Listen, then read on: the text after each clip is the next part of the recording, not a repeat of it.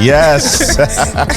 Is everyone good over there? You good over there? You sure? Do you know what? I just wanted to do a little vibe check with my co-host. Okay. Do you know what I mean? Those people like getting flashbacks. So you're right there, bro. Yeah. What do you mean? Okay. Flashbacks of what? You didn't hear those lyrics?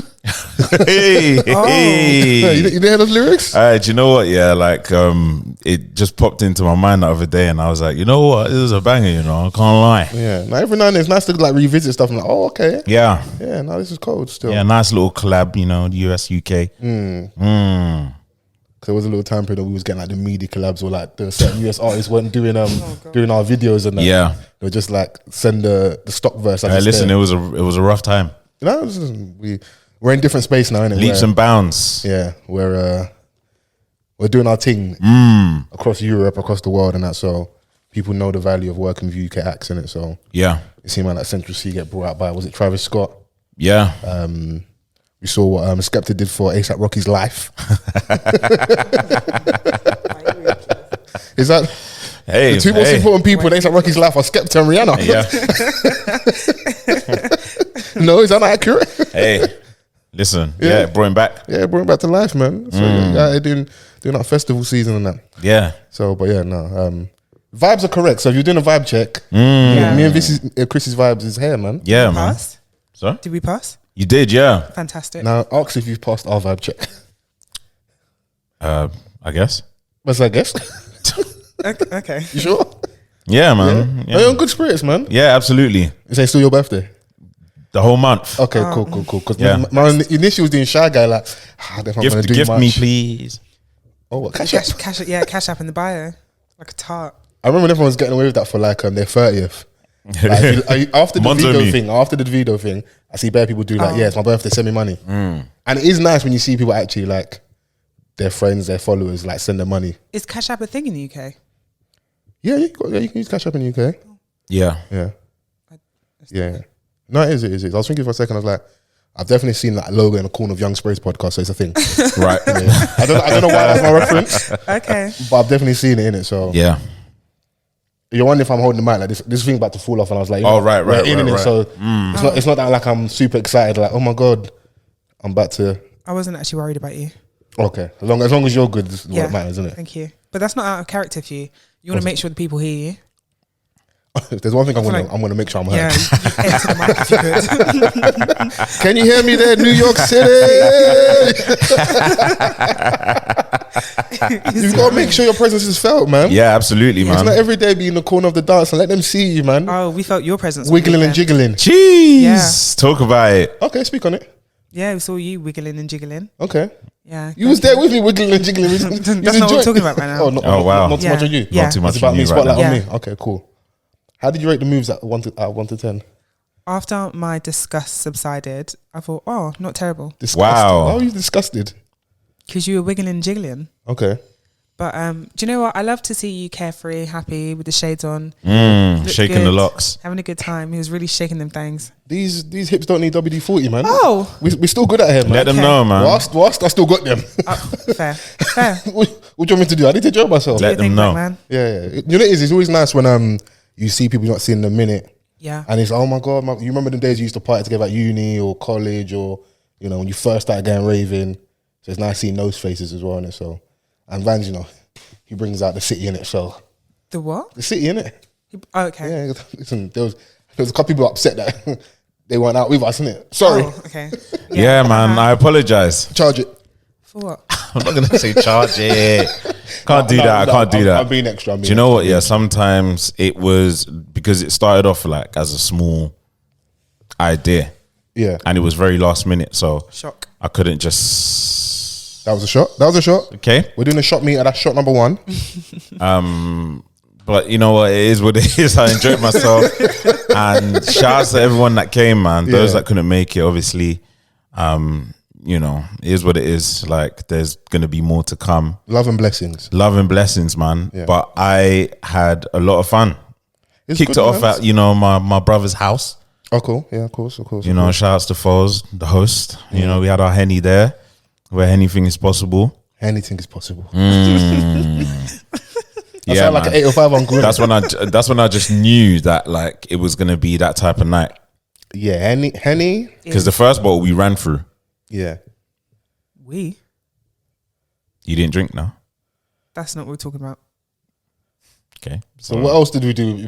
Yeah, so we're talking about you two drinking. So your interruption was unnecessary. Shot number 2? I apologise. Okay, no, shot 1 each, yeah. Apology taken. Yeah. Accepted. Okay. But yeah, that vibe check needs to be checked again. Yeah, nah. You two ain't all right today, bro, like I don't know where the energy's coming from because we had a great time this weekend. Have you had a long day, Chrissy? Just let us know from now, yeah? Do you know what I actually have? Wow. Cool. But I'm sorry, carry on. Yeah, no, just reminiscing on the night, letting the listeners know how it was. You know, we took a trip down to the venue, and I feel like everyone more or less came at the same time. Yeah. Yeah, that's always good when people adhere to the time. Like, okay, yeah, cool. And everyone pulled up, you know, so. Yeah, man. And, you know, the vibe was just nice from the off. And all the man them just wanted to get me super drunk. Like shots. They were just taking me to the bar for shots. Shots. I could have a drink in my hand. They'll be like, oh, yeah, hold this one. And another person will come and say, yeah, hold this one. And I'm like, how? Do you know the funny thing with that is, yeah? That what ends up happening to birthday person, you actually don't get them as drunk as you would think, because they have so many people trying to buy them drinks, yeah? That if he's smart, all he just does is, oh yeah, give that to a baby, you hold this, you hold that. Fair. Like, you don't get the person that waved. And because everyone's on you so much, you're also more alert with your drinking. You're like, you know, I can't get too burst, because when you guys come into me, you're going to carry me out the dance. And sorry to whoever bought me this particular drink, but I left that at the bar. What drink was that? It's like a Henny and apple juice. Okay. Just left. I was like, nah, this is too much. I left it at the bar. Cost of living crisis. That's about 13, 14 quid. So, yeah, sorry to whoever that was. And not sorry to the person that gave me a shot of Ray and Nephew. You're an op. Oh. Fair. Yeah, because, you know, my friend should know, man. That's like, I don't do that anymore. You've grown. What, you've been delivered. What the mama said, I don't like men's no more. I've been delivered. Me and Ray broke up, man. Okay, so, you know, like, you can't go back. That's the one that you won't spin the block on. That's actually growth from you as well. Fair. Yeah. As you get older, man, you prioritize like what your body is telling you. Yeah. And it's telling me to stay away from Ray. No, listen. The bounce back ain't the same again. The bounce back isn't the same, but the tequila shots were flowing. Because I was, rumor has it, I was a bit more drunk than a celebrant. Rumor. It's not been confirmed. I think he was, you know. There was one point though where I thought, like, is Fols jumping? I was like, I was in the dark levitating. I was like, is he jumping or is he on the table? Like, what's going on? Oh. I was working the room. Yeah. Make sure everyone that we invited was good. Do you know what? Yeah, and salute to Fols, man, because he was really... What Vans wants to say here, in translation, assisting. I took the spotlight off him. He was really... I was chilling in the corner. I was holding my corner, just trying to... You know, the brethren just slapped the edible in my mouth and I started floating all over the place. It was very good, man. Shouts out to her, because she definitely... helped the vibes for that evening. Yeah, everyone was flying. Yeah, no, it was what was needed, man. Someone was like, bro, your eyes are really small right now. And you guys think, that's why I wear these shades, bro. You can hide behind your glasses. You're like, people wear shades and dance. I think they're so cool. No. Self-preservation. This is to help me. Nigga, help me. That's that help me attire. Yeah, it's needed, man. But yeah. It's good to see everyone. Nice to enjoy life. Because literally, Vans is doing that. I ain't doing that for my birthday. I'm going to chill. Psych. Yeah. My people are like, wait, what? Where? No. We've got to enjoy life, man. We've got to celebrate life. Yeah. We've been for the last couple of years. So any chance I get, any small in time for enjoyment. Yeah. Do you know what? They thought that they'll leave me legless, but guess what? I walked out. Okay. Yeah. Also because I was very drunk. And shout outs to my responsible mates that I assigned a special task to bring me water whenever it looks like I'm on the ropes. And they did just that. Because my rule is 3-4 drinks water. 3-4 drinks water. 4 is for like them, you know, the experience, the high level drinker, innit? Yeah. 2 is like the max. What, 2 drinks in the water? Is that what you do? Okay. Did you see Chris in the night doing up shades and that as well? I did, yeah. Yeah, He's vibe makers. Time of your life. Shout out Nens as well. Listen, shout out Nens every time. Said Nans. Can you Nans? Shout out Nens. Yeah, It was good, big man. vibe Good to see maker. everyone, man. They had a good time, man. Vic was in there doing security. Vic and Sosa were doing dreadlock security in that. Okay, The bearded brothers. Man, I started the cool down like with the arms crossed, boy, laser focus, bro. And anybody act up. I love that. Yeah.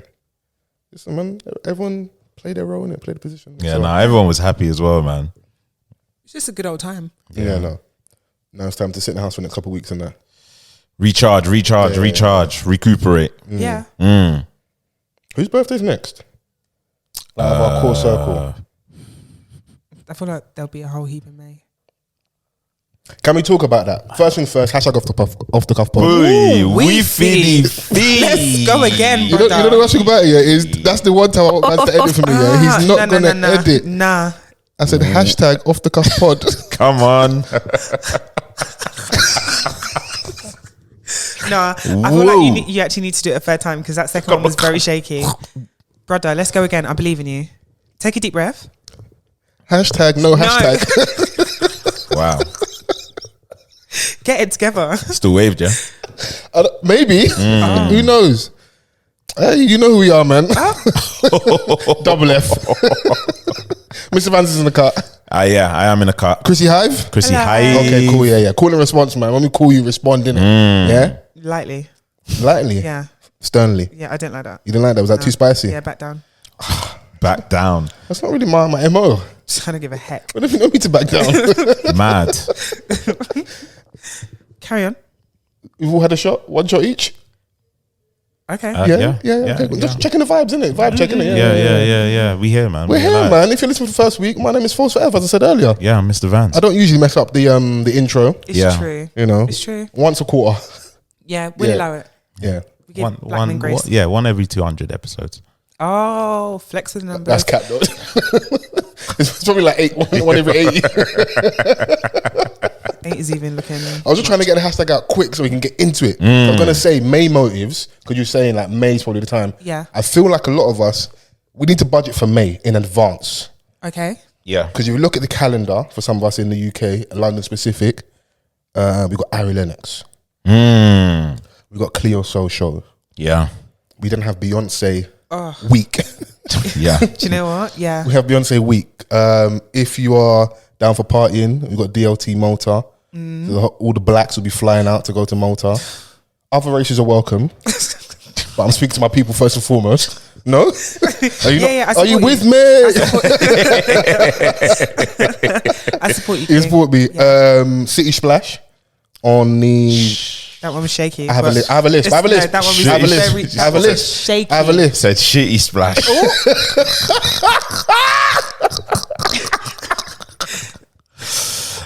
I might not come back next week. Now you good, bro. Come City on, man. Splash. I got to Yes, bite there we down. go. Bite down. Yeah.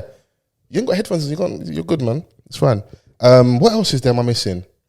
There's just a The range of locks events. are coming in May as well. Oh my god. There's so many, There are Get your baggy jeans out. 5,000 bank holidays as well. and there's in all May the bank as well. holidays, so Yeah. all the parties are probably happening as well. Have you lot patterned your annual leave around the bank holidays? Oh yeah. No, but I did book a holiday. I think it's like falls over bank holiday. Right. Okay. Yeah, man. Preserve those days. It's very key because you can, stretch a weekend with that. Depending on what your allowance is as well. Yeah, because I've just lost that unlimited holiday allowance.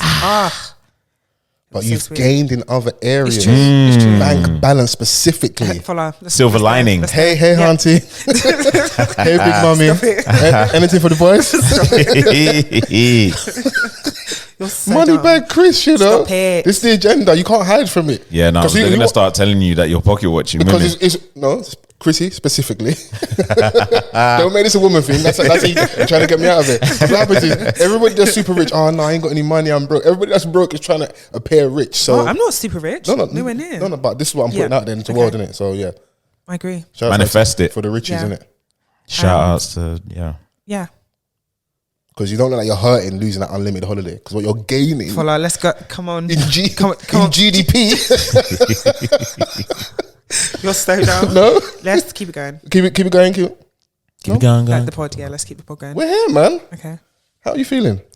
You said you had a long day, so yeah. Let's get into a bit of you. A black man really upset me today. Mad. Okay, one singular black man. A particular black man, Okay. yeah. When I was coming back from Manchester, I got on the wrong train. So when I got to the station, the guy was like, you just have to buy a new ticket. And I was like, I've already bought a ticket. And you know when someone's just dealing with you so rough? And I'm like, hey, black man, can we just cool it down a little bit? But you got on the wrong train. Yeah. Okay, so your fault. Strike number one.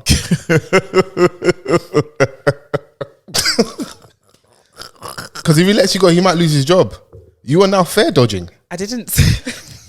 Are you a job's worth?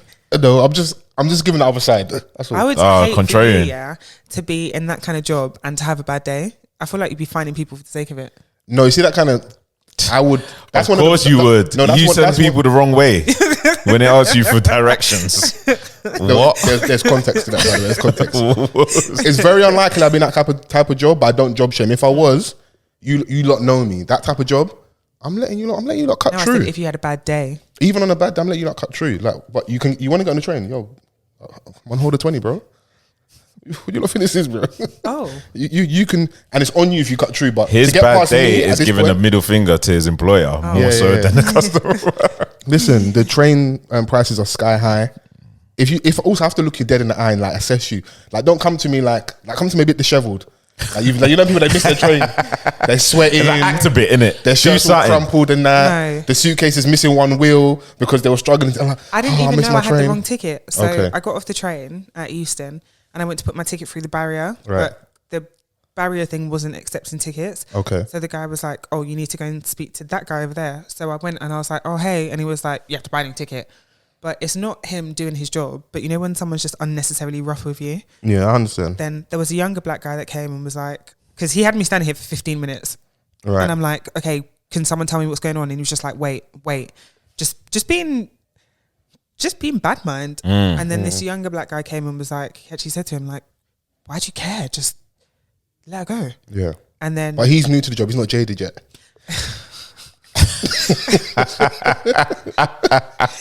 you know them young youths. You know, like they've got this little production line with TFL and the trains and that. All the buffest black people in London and just hire them. Oh, you look hot. Is that the criteria? Yeah, that's criteria. This wasn't even TFL. Yeah. So then, yeah, I got a fine because I'd rather contest this first than just pay for it. You held a fine? No. So they gave me the thing. Okay. The not prescription. What do you call it? The ticket. Prescription. Yeah. No, stop it, because it printed out like a prescription. Yeah. The ticket. fine thing. So they say you have X amount of days to pay it or contest it. Okay. Well, you got like 21 days. Yeah. I'm just like, just don't be mean. But what grounds would you have to contest? We can edit this out, by the way, if you obviously I don't want you to be out of pocket. But you can afford it. My actual line that I'm going to go with. Go on. Okay. We might need to reevaluate that one. Yeah. We'll revisit that before we leave. We'll assist in this appeal. The jury's still out on like whether or not this black man did you that dirty, but no, he did. He was just, I was actually crying. I support. You cried? Yeah, he was so mean. Like he was just so mean. That's so why when I'm mean to you, nah, follow. But you give me energy. No, but he was just but he was being mean. a job's worth as well. And you know, you just like, brother, like, yeah, okay, a bit of grace. Like, yeah, and if you're still going to give me the fine or whatever, that's fine. But just what was you looking for him just to reissue another ticket? What would have been a good outcome for you? For me, don't charge me the whole fare because clearly, like, I've made a mistake or whatever. Yeah. Or even if I have to, the ideal would have been just to let me go because I've made a mistake. Yeah. But I completely appreciate that people will like, make mistakes every single day. Of course. I get that, but there's still like, if you hate your job, there's still a way to be nice to people. If you're on a customer facing job, I just feel like there's a certain way you should speak to people. Especially if you're approached in the way that she approached Donnie. But we haven't heard his side. How did she approach him?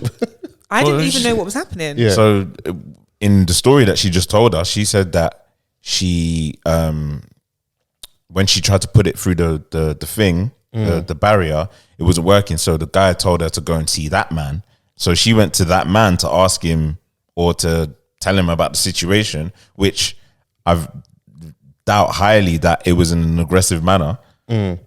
Especially if like, you're not I don't know what's calling a black woman aggressive on this podcast. But the thing is that let's clear that up immediately. Absolutely. But then like, you don't know, if you yourself don't know what's going on and why your ticket ain't going through the barrier when you know that you've paid for it. Yeah. You're going to go and ask the question. No, I'm with you. I'm playing a little bit. I'm also with you. Like, you've got a ticket. Yeah. You just probably may have bought the wrong ticket or the wrong time, whatever. Yeah. So, do you know what it is though? I think that's what you were saying about like the customer facing roles. I do feel sometimes there's that like thing of the customer's always right, and customers do overextend that. I feel like because people are working in certain jobs that they should take anything. Yeah.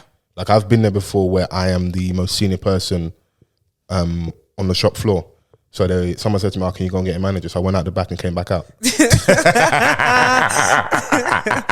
My jigger. And if you know like how, and you know the most thing about it, I went out the back and I gave it a little time in it. Like I waited out there for like 2-3 minutes. And when I came back out, like, where's the manager? I just went and got him. He's here. I'm going to report you, rare.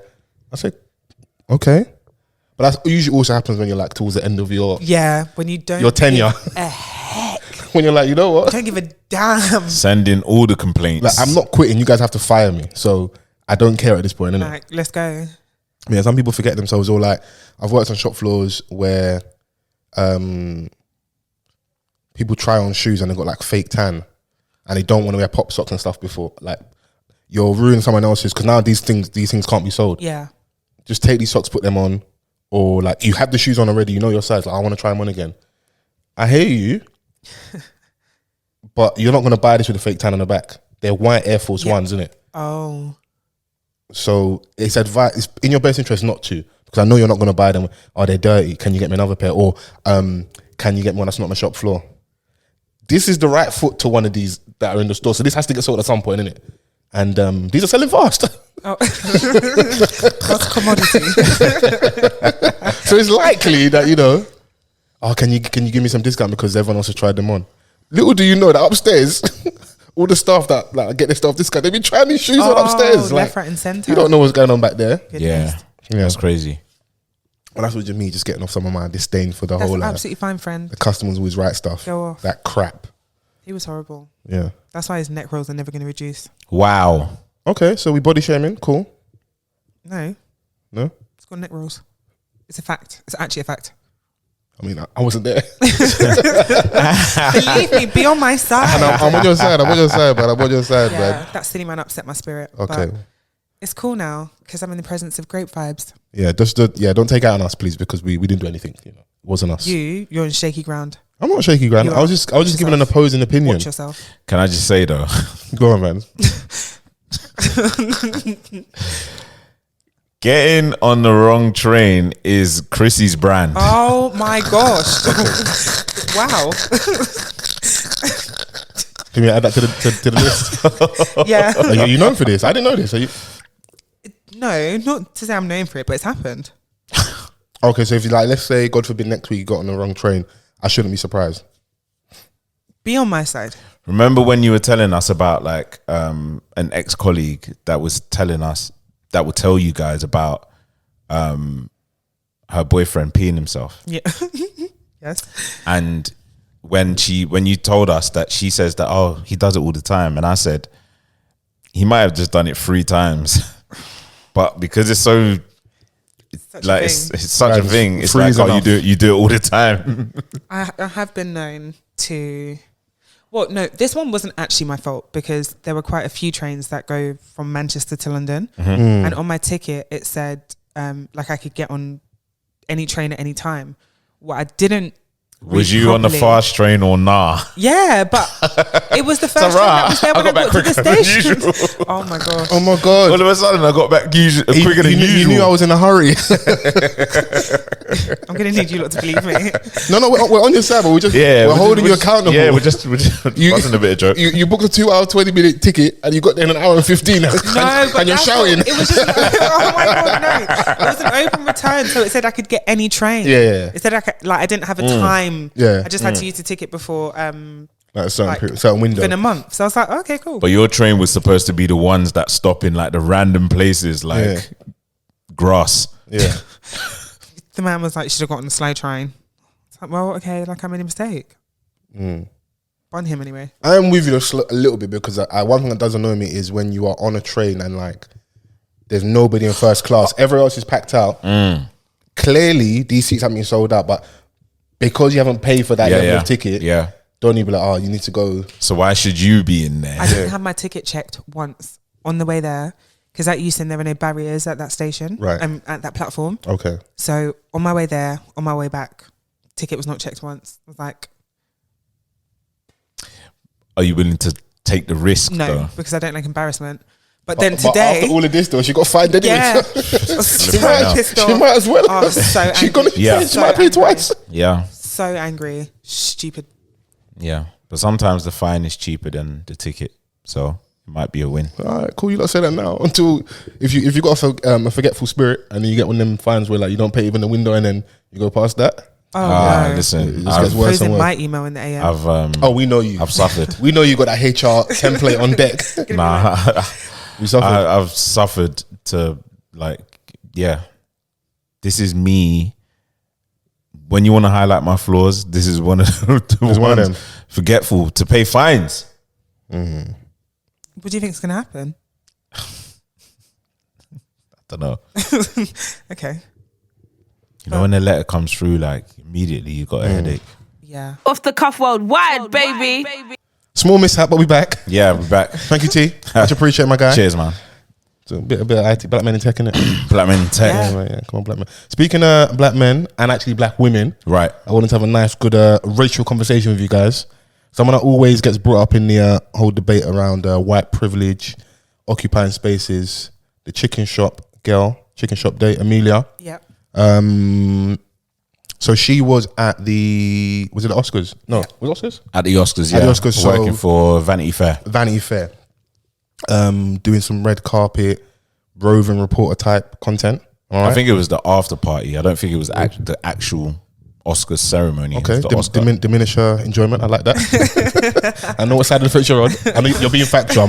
I'm being silly. Yeah. Let me joke. Yeah. Go on, get your show off. What kind of day have you had?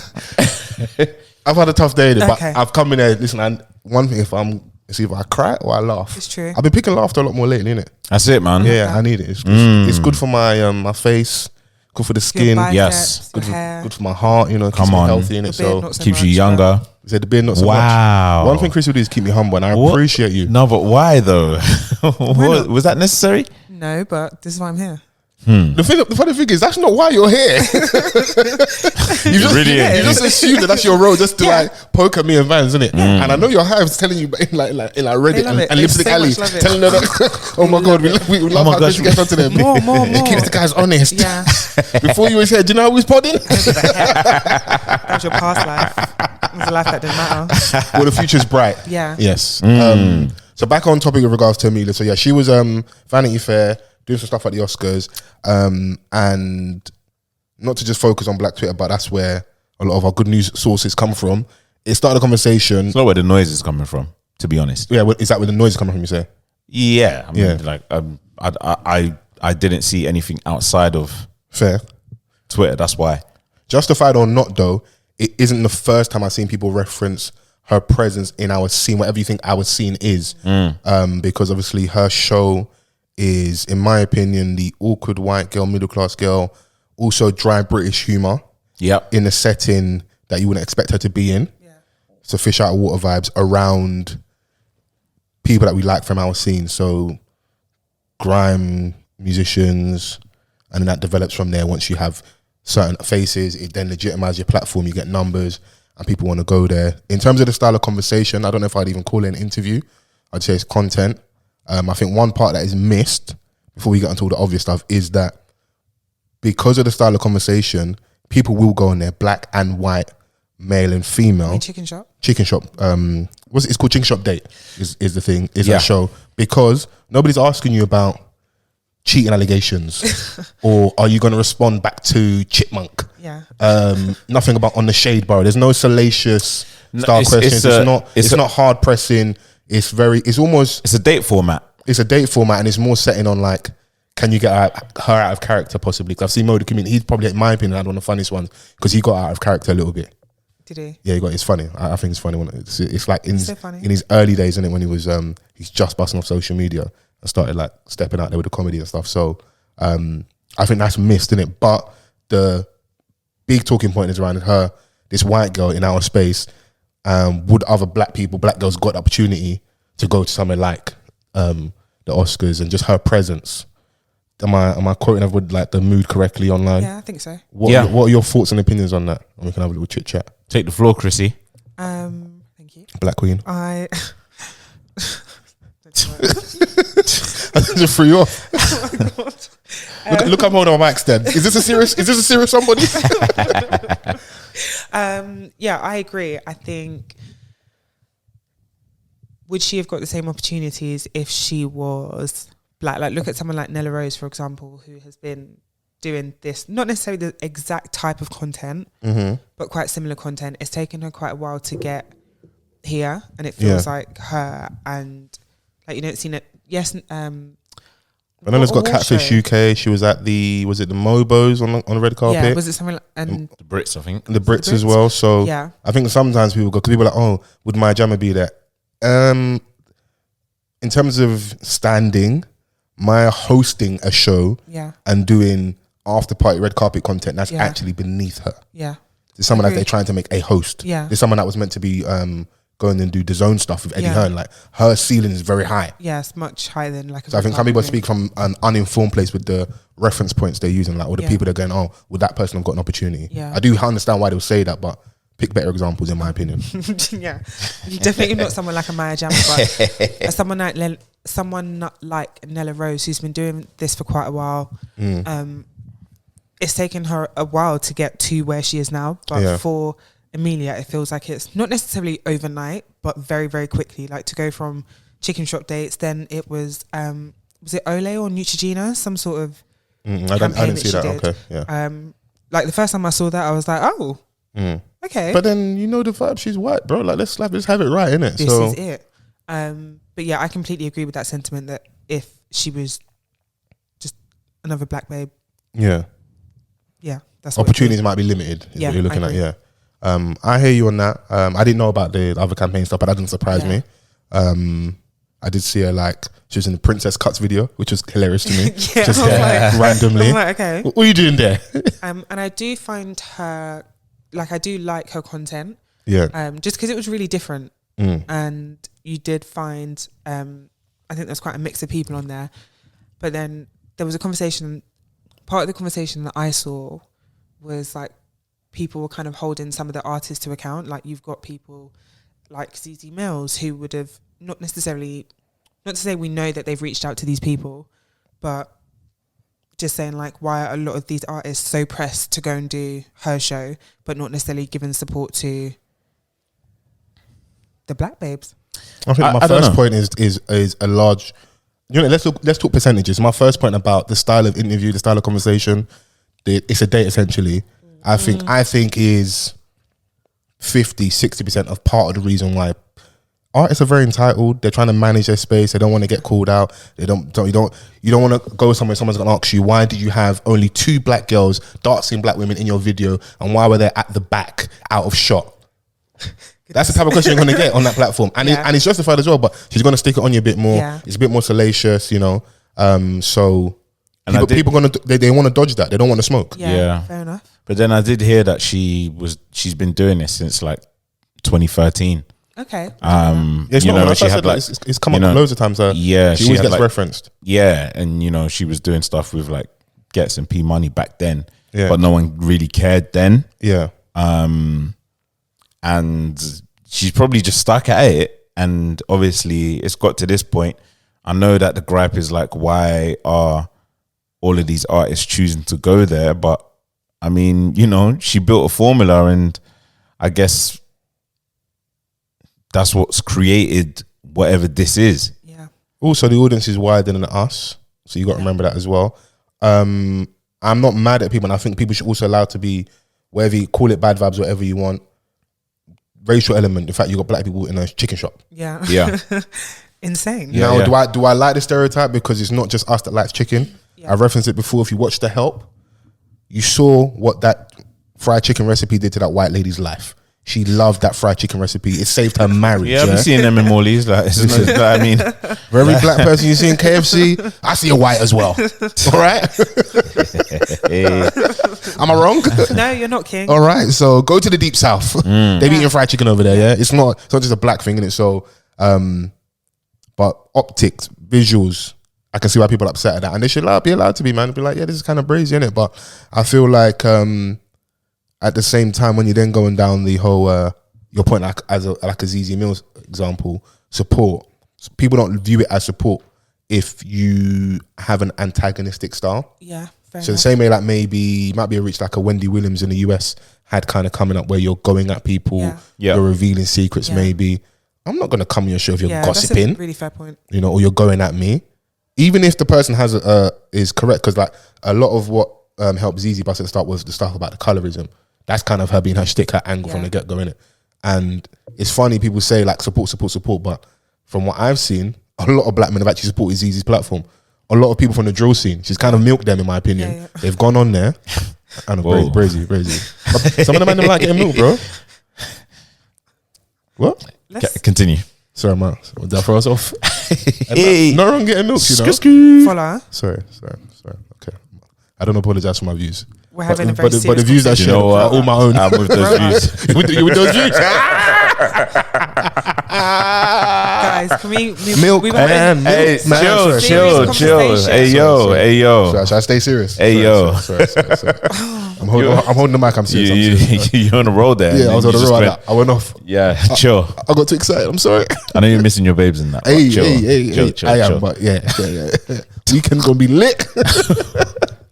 Why don't do that? Why Don't do that. You don't like black love. I love black love. Okay, thank you. There you go. You're Yeah. snookered. Once I say that, you can't. You Get got no response. Foles and his babes on season 3 Oh, well, black love, on BT. bro. BT. they'll finish the show after that. Show gets cancelled. What's wrong with you, bro? You don't want to parade your love now? Yeah, but the show get cancelled after. Oh, that's how it really is. Oh, no. Oh. Let's keep our love in close quarters. You know. I need to watch that actually. Yeah. Good content. But yeah, back on topic. That was her angle and her stick with regards to colorism. If you're antagonizing people are going to be less inclined. But I do feel like she has had support, and she should still continue to get support.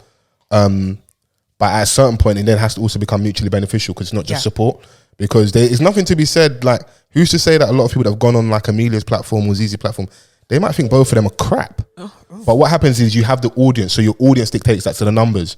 So I'm not necessarily going there because I really rock with you. Yeah. You have the eyes and ears, and it's part of promo time. Whoever's your handlers and looking after you when it comes to album cycle, there's certain people they're gonna go to, innit? Like we can all, let's say if we was to make a list, if you have an artist now, Like when Burner went on there. yeah, I would love to see him Burner somewhere else, but who knows who has relationships, who's reaching out to who. Yeah. I understand why people have the issue because it would be nicer if artists were a bit more attentive to some of the spaces they go to. Do you know what? Yeah, in this whole thing, I think like a lot of people are correct. Yeah. Whatever your stance is, but the argument just needs to be guided a little bit better. You know, How so? Do you know what I'm saying? Like I think, like in this example, it was like, I mean, this babe works for Vanity Fair, innit? she already works for that company. Do you know what I mean? Like, she didn't so- randomly just rock up there. Like, Okay. and I know that like her visibility may have come from the views that she was accumulating on her show, but that's her show. Yeah. Do you know what I'm saying? Like, and yes, what like if I'm her, what like if I'm in these opportunities, like I've got nothing to really be sorry for. Yeah. No, listen, we do need to promote the white man apologizing, so let's not do that. If I get an opportunity to make a white say sorry, Not a white say sorry. Do you know what? I'ma take my it. God. And do you know what? Fair enough. Yeah. I'm just saying that what I would do. yeah. Look, because you're thinking, Do you know what I mean? I've Because- gone clear. Yeah. And I know that a lot of people are protective with what we're only just really starting to reap the benefits of the groundwork of what we've been doing in the scene. So then, like, when you have someone like her come in and do what she's done, and seeing the unwavering support and like how black men run to her defense, like within 2.5 seconds, whenever like these conversations come up, I can understand that. No, that I can't even not, because I just see it on, like, I'm like, what? Does she have you lots of nudes or something? Like, why everyone's so quick to jump to support, like, straight away? She seems off the blocks quicker than Usain. She seems. Did he get his money back? We need to investigate that. We need to investigate. I heard he's back at work. We need to circle back. In it, so. Yeah. I can't remember what I was saying. Amelia has all the man in the news. That's why they're quick to her defense. You're going to say she seems unproblematic? I think you're going to say. One, yeah. Yeah. I haven't seen anything problematic from her. She just does a little thing, man. Yeah. Don't worry. Listen, if we find them tweets, Follow.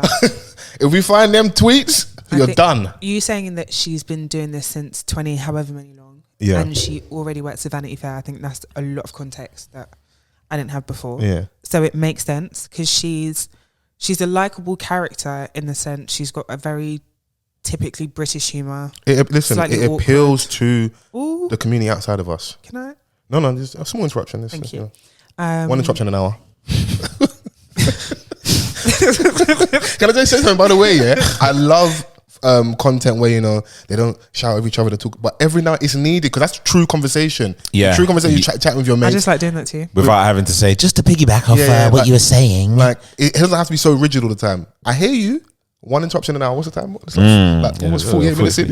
Yeah, cool. So something like that. Once that clock strikes 1, we reload it. You trying to silence black women again? No, again. Yeah, again, man. Can you just insert words to make things sound crazy? Again, I'm just silencing. It's a wordsmith over there. Tread lightly. Tread lightly. Tread lightly. Have you seen the size of me? I can't tread that. I can't tread lightly. If I said it, I'll be the bad guy. Shout out, Amelia. Is that it? You say that to say this? Shout out to you. Beautiful gowns. You beautiful gowns. But you enjoyed or from what you've seen, you enjoyed some of the content. Yeah, like her chicken chop date things are funny to me, because they're that really dry British humour. Yeah, very awkward. That's my bag. Kind of that's definitely my bag. No, that's your bag. Like, when I think about you right now, deadpan Chrissy, HR Chrissy. I love it. No, dry humour is amazing. That's why my man cut True RS. Yeah, because they appeal to us and them, innit? Yeah. Yeah. And do you know what? Like, I think when you kind of blend all of these components into a show, it could work. Yeah. Do you know what I mean? Like, I think like we shouldn't be surprised at that, because there's a lot of shows out there that thrive off that type of humor. Yeah. Especially in this country. So it's attracting like a new set of people, as on top of like people who are a fan of these artists like Hedy and Central C. Do you know what I'm saying? Like it's got a particular audience. So she's obviously had to build her platform up until this point to have these type of guests on. Does her privilege help her? Yes. Like, this is and this is never to be like, you know, forgotten or discounted in this argument. But it's not like she's just woke up one day and had a bunch of these dons on her show and then it's just become successful, you know, off episode 6. Right. Yeah, it took some time to build up, but you know, if we're furthering the conversation a little bit, I do see a trend at times when. So if you're white in our space, in our scene, you are accelerated. So think about UK rap days. The one white you standing there always stands out. For you to pique my attention, you still have to be good. Yeah. So when Benny Banks is standing there next to Joe Black and Squeaks, you stand out. There's a lot. When Devlin is standing there in front of all the guys, you stand out. Now those are still good those are very good spitters, isn't it, in my opinion. So that you still have to tick that box. But you being the other in that space, that's typically for us, or how we look at it for us, you're accelerated. And then all the rest of Middle England will then the interesting, because you look like them. This is reality. Yeah. You know? Middle England was just funny. Yeah. You are, but then obviously like it just depends on what you're doing and how well you're doing it.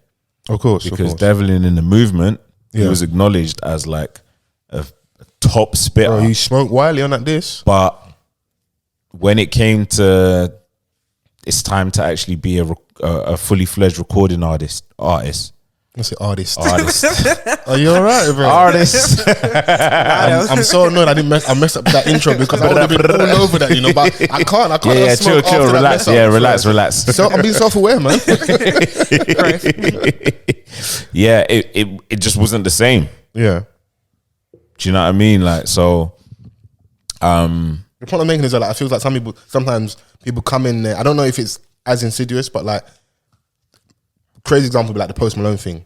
You come, you do White Iverson, you put the braids in, you put on the jersey, Miley Cyrus, you get around Mike Who Made It. You have Michael Jordan on your back, like you have the nigga references, like you're there in it, and then oh my god, this genre is so bad, or I don't want to do like it's almost beneath me. I'm an artist. I do other things now. Yeah, it people feels like do a stepping use. stone, innit? Yeah, people do use our stuff as a stepping stone, which I think needs to be a little bit more. They get cultural currency, they get the cool factor, they get clout. They're like that needs to be That wasn't me. I was taking lean. And I don't know if Homegirl is if that's what she's doing, but if those tweets are there, baby, we coming for you. We've been seasoning you. Do you know what? Yeah, there doesn't even need to be tweets. If the person is that way long enough, we'll see it. Some people manage to like keep that veil. Like yeah. They don't let it slip. You gotta be good to like, really have, because regardless of the fact that she's been doing this for a long time, she's only been really like hyper visible recently. The last couple years. Do you know what I'm saying? Yeah. So like, now that she's ascending to a different level, it just like opens up for more vulnerability. Or if she's got her affairs in order, we won't know anything. And it's not that I want those tweets to be there, by the way. Like it's all in jest. But I just know how the internet works. Yeah. And some of that isn't coming from a good place. People just want to tear you down. Yeah. But if that was there, I need to know if he was racist. Yeah. Please. She could be like super genuine and like I haven't seen anything to that effect. But I definitely, do you know what it is as well? Because I don't feel, maybe I've missed it. I don't feel like anybody has been able to truly hone in on what the issue with her is and her presence in our space. And then also why she was able to cut through. I think people forget. I think what Chrissy's saying is very key. Is that like the style of humor, it appeals to the rest of England. It's like I like Mock the Week. I like a certain style of comedy. I like the slapstick stuff. I like the silly shit. What's my man that sweats on stage? Sweats through his suit. The white comedian Lee Evans. I've got time for that. But I've got that Mock the Week stuff. I've got time for that because I just find it a bit more. I don't know if it's to say it's a bit more intellectual, a bit more intelligent because you have to be witty like that on the spot, innit? So, or like even just watching shows like the Peep Show. Yeah, do you know what I'm saying? Like Office, it's hilarious. Catastrophe was another one for me. Like even some elements of the In-Betweeners. I loved that show, bro. Yeah, do you know what I mean? Like, so did you guys ever like the problematic stuff from Little Britain? You couldn't air now. I never watched it. Okay. I watched randomly watched an episode of it a couple of weeks back. Yeah. And I was like, what?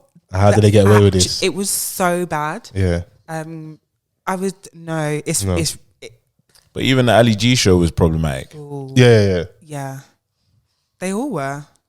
Like but the funny thing is some of the stuff we laughed at. Bro, nah, because like I mean sometimes I think, especially back then, comedy was comedy. You can take it as far as you want to. Yeah. Nowadays, we're seeing it in like our comedians' content. Like they're, a lot of them are.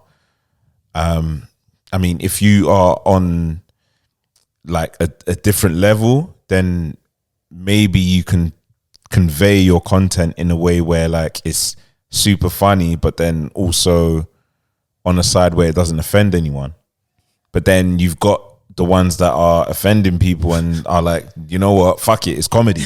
But then you also get that because of the climate, people want to be, I want to be the person that can push back against cancel culture and like, comedy's comedy, you can say what you want. I don't think you can say absolutely what you want. Yeah, but cancel culture is nowadays always in the back of everyone's mind. Absolutely, bro. Like even in podcasting, even in like concerts after the whole Astro World thing. Yeah. Every concert that I went to, after that, You good they're like, over there?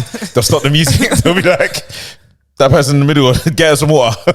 Man, you're not trying to get the lawsuit, bro. Bro. Remember, we all know Get the water. These artists don't really earn money off their streams and their sales. Where's the bag? It's the live show. Yeah. So if I'm now, God forbid, if I get sued or my name is blacklisted with venues, I'm done for, bro. In fact, get 7 waters. Yeah, Krypton Conan, I went to their show at the O2. Yeah. They stopped it about 8 times. Yeah, bro, come on. The water. We can't play Went any games, DBE, man. The water. Yeah, Whiskey. No, we can't. Did you get the water? You good? You good over there? You good? My people, how are you? Oh, my days, bro. Listen, man, I don't want no one to be... Yeah, man, let's take time out there, innit? Yeah, everyone be easy. Do you guys know how this whole Kevin Hart meme thing became a thing? No, but it's funny to me. Like, I just feel like one day I opened the timeline and then whatever his name was just everywhere. I started to see Kevin Hart everywhere and I'm like, wait, what's going on here? Like, what happened? What did he do? But they were just saying that like there's a meme in every Kevin Hart picture. Okay. Memes off the spot from any Kevin Hart picture that they can find. So if you look at like your camera roll, you might find Kevin Hart in there. I was so confused until I saw a tweet. Got me. I saw a tweet from him saying like, hey, what the hell is going on? Like, why? Yeah. What's happening? Because could there be some master plan tour coming soon? Good to kind of, be on the good graces of the internet? Or are they just like a coincidence this happened? I mean, he didn't have a clue. Do you know what? Because he's laid low since Clubhouse days. Oh yeah. Do you know what I mean? Like he's chilled out. Like he doesn't really need to be on Twitter like that. Like he's monopolized his thing in it. But like it just shows how creative people can be. So there were some of them, I can't even think of any examples right now, but there were some of them that were actually so funny. Yeah. Like, how do people come up with this stuff? A lot of people just, it's just like a forum full of like everyone's imagination, really. It's good though. I like the meme stuff. It's because it's always content. You can just use it. Yeah, and we all know what the reference point is now, isn't it? So, but the thing is that like we can all look at this one picture, but then we'll all come up with a different meme. Yeah, fair. But that's what it is. You get to eat like well off this content. Yeah, these jokes, we're gonna cook, man. And the thing is that like these comedians are scanning the timeline for content. It would make sense. 100%. Yeah, they need to know what's going on. Everyone good out there. And you lot saying that, about the comedians scanning the timeline, linking, I don't know if I remember, you guys didn't watch, when we spoke about the Chris Rock special, did you kind of watch it at the time? I think also that's a little bit what I think hurt him as well. Right. Because we're very funny and quick with the funny on the internet. Yeah. So everything hilarious that we could have said or has been said or should have been said in relation to Will Smith and Jada Pinkett, Chris Rock and Will Smith, Jada, August Alsalinas, Jada and Tupac, we've come up with these jokes, innit? Yeah. And you've waited so long. So by this point, like, bro, you've got to blow us out the water, bro. Yeah. This has got to be, you've got to become the love child of Richard Pryor and Eddie Murphy. Funny. Like, you've got to go to that well. Yeah. You've got to go and see the ghost of Bernie Mac. To that well. Like, you've got to go to the well, bro. You didn't do it because we're so funny on the internet. Like we're on it. And we receive information so fast. Like, look at when Solange attacked Jay-Z in the elevator. Yeah, attacked. Yeah. Black man was under attack. Easy. Black man was under attack. Yeah. No, Chrissy, he was. This is factual, bro. That's factual. This is factual. You can't deny this. Right. There was video evidence. You're not the man who go to town hall. Wait for the evidence. We got CCTV footage in a venue on the internet. Pretty much like as soon as it was done. Yeah. As soon as it happened, we received it. So like we're even like getting information like before the comedians grab onto it. So we've already hit our jokes off. Yeah, got them off. Black Twitter when something. We're so reactive. Like as soon as it comes on, it's like, oh my gosh! Like the first thought that we think of is a joke. You're just talking about being like quick and sharp. And with the funnies. And you're there saying, like because it's jokes from like the outside looking in. Do you know what I'm saying? We see that. We're not like, oh my gosh, like she's attacking him. Wait, what? You weren't concerned for the black man again? No, the joke on the timeline. Beyonce just there, like just chilling, like nothing happened. She's like, oh whoa, that's how you know you're guilty. And Jay-Z's just like this. You go check your sister. No, but you can't tell her to go and check her sister because you was cheating, innit? Yeah, you were in the wrong. That's why she stood there, and that's why you couldn't do anything. Yeah, you have to firm it, innit? A lot of the time, when something happens, or if I've seen something, a lot of the time I'm thinking, I can't wait to hear what Twitter has to say about this. Yeah. Or if you see a picture or a video online, you just instantly know the comments are going to be, or the quote tweets. Woo! Or if we're watching something in like all together in real time and everyone's commentary. Yeah. That's a lot of what makes Love Island so fun. It's not the actual. It's not what's happening. It's not. Over Because this season was crap. So dry. Yeah. Very, very so then you got your comedians now, like, and I understand that like it's a difficult job to now dish out quality content in this climate. Chrissy, check that camera for me. I'm sure it just makes you just should say recording there. Wonderful. Thank you very much. She's so dramatic, bro.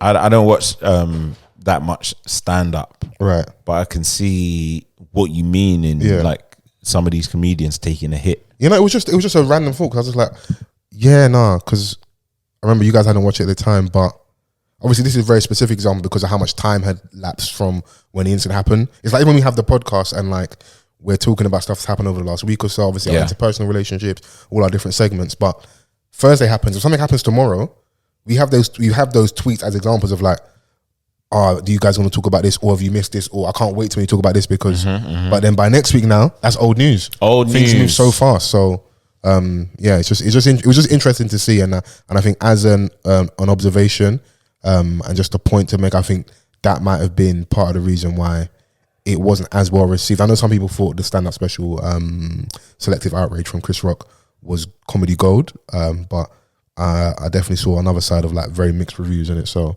right, we'll talk about something that maybe Chrissy might not care as much while she's in the toilet. Yeah, and she'll interject when she's back in. I did send it in the group chat, and why I want to talk about this is because a fellow podcaster, someone that came and shook up the space, Taxstone with the Tax Season podcast. Yeah, he's currently going through his trial for the incident that happened at Irving Plaza. Yeah, when T had the concert and he had that incident in the back room with TroyAve and his friend, bodyguard, Banger. Yeah, rest in peace. He passed away, and there were a couple of other people shot as well in that incident. But I just find it like, I don't know, what was the last thing we spoke about in regards to snitch? I think it was Gunner thing, maybe. It might have been that. Yes. That's probably the most high profile snitch as of recent. Yeah. And I think we're just like debating about like why we care about snitching so much as a community and stuff, if I remember correctly. Yeah. I think my stance was we shouldn't care because a lot of us are a lot more law abiding, like we like to present on the internet. Come from very good homes and very well behaved is the real truth. But because of the music and the culture, for some reason really care about these things. But I find this thing very interesting because this is a podcast of someone that from the outside looking in was on his way to great things, innit? Got the ultimate co-sign from Charlemagne quite early. Was very heavy on Black Twitter. Was part of the reason why the whole Panda song blew up with Designer. I was listening to that podcast religiously. Yeah, it was a street podcast. Like, you know, it was just a funny don as well. It was very funny. Talking about drinking green juice and kale, saying be safe, using words like beloved. Yeah. We're talking about Taxstone. Okay. Yeah, you don't know who this is, don't care? Of course I do. Okay, cool, wonderful. Sports. Yeah. Yeah, no, so I was heavy on the podcast. It was out, he was doing his thing. He had really good sit downs with Beanie Siegel. He had that one of the better interviews with Meek Mill after in the middle of that whole Drake beef. There's an iconic moment with Joe Budden where he kicks him off the podcast. Yeah. But I'm seeing a trend with things at the minute where how much we like someone skews our perspective on things, because the story goes that TroyAve and his man went to the concert that night because they'll perform. They got invited by T.I. Taxstone was there. And is this someone that's been antagonizing him and officially on record over 400 tweets on the internet of him going at TroyAve, you know. And on the podcast. And on the podcast. Like I said, I listened to every episode. So you're well aware. I was well aware of, and I don't even know why, I think. I think from what I've seen, his reasoning was TroyAve wasn't really who he claims to be from the city. He's known to get onto bloggers, beat up nerdy bloggers. So like Taxstone just wanted to get onto him, innit? And he kind of just locked on as someone that he will get onto. Right. And I think it's just sad because so the point I was making at the start was this is someone I look like on the way to do great things, but how people are viewing it is how people respond to it is because of how popular this person is and the people that they rock with, innit? They favoured Taxstone more so than they did TroyAve. I didn't see many TroyAve fans. He already had people that didn't like him necessarily at the start because like he didn't say, he wasn't too kind about like mental health, people committing suicide. So I think Joey Badass's friend Capital Steez committed suicide, didn't have stuff. He called people like weirdo rappers, got at Kendrick a little bit, Eminem. So like you're going at people that are high profile. So you're not making it easy for yourself to like be liked in the music community. Innit? And like bring hits in it. Yeah. Well, it was all about the money. Like Yeah. Like do something, innit? Yeah, he wasn't as big as he was making out to be, innit? Yeah, like when 50 did How to Rob, like he knew what was next. Yeah. Like he had stuff to back it up where like people were like, you know what? He's actually him. Yeah. Whereas TroyAve, like you're going at Kendrick, bro. Yeah. Like do something, innit? Yeah. He was like you're not even the most popular don in your city. No, he weren't. So there was that kind of divide. Let alone your borough. There was that divide in Brooklyn. There was definitely a divide and stuff. So, but why to my point about why I find it sad and also interesting how people are responding is in terms of the toxic stuff we look at in music and our culture. If someone tries to injure me with a weapon and I manage to get that weapon off them and defend myself and get out of that room alive, that usually ends up being the gangster person, right? Yeah. Yeah. Yeah. Like 50 got shot 9 times. Oh my God. Yes. Like he must be superhuman. Wow. Thanos. Yeah. Fucking hell. Like it becomes part of the mystique and the story, innit? But for whatever reason, it just didn't go that way. And I think that's because of like how well liked Taxstone is and the initial reports of like, you know, maybe he shot his friend, he didn't shoot his friend because his friend died in the story. So backstory, incident at the concert, argument, fight happens in the back room. Someone produced a gun. They allege it's Taxstone. The gun goes off. TroyAve's friend Bang gets shot. TroyAve's managed to wrestle the gun. He gets shot twice in the leg as well, TroyAve. Okay. And like get out of the room alive. Basically, you see him on the footage shooting in the crowd and stuff. Yeah. So he was essentially cooked when you see that footage. You're like, right, this guy's bugging out. Yeah. Remember back in the day when Shine shot in the club? Yeah. You go into jail. In New York, they're not playing no games, innit? So, but you start looking deeper into the story, you're like, okay, cool. You didn't bring a gun into the venue. People are calling this guy a snitch, but they linked the gun to somewhere down south that Taxstone bought it from. Your fingerprints are also on the finer parts of the gun, the inside workings, the shells. You know a lot about this the case, bullets. don't you? I just find it so intriguing because I'm like, are you guys not seeing this, innit? So you're bang to rights. And then that whole Casanova thing, it's just all this stuff's interlinked.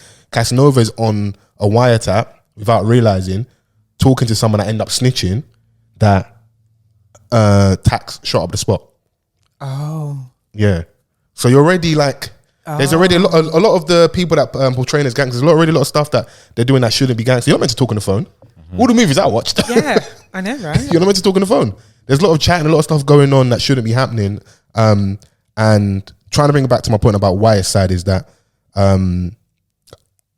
I don't like people that bully people and then responses happen and you're kind of shocked. So when you delve deep into people's character, you see where they're flawed and why this actually isn't a shock. So when he first came on the scene, and I don't want to bore you, I'll try and wrap this up really quickly. Yeah, episode of Brilliant Idiots called Headbutt a Bullet.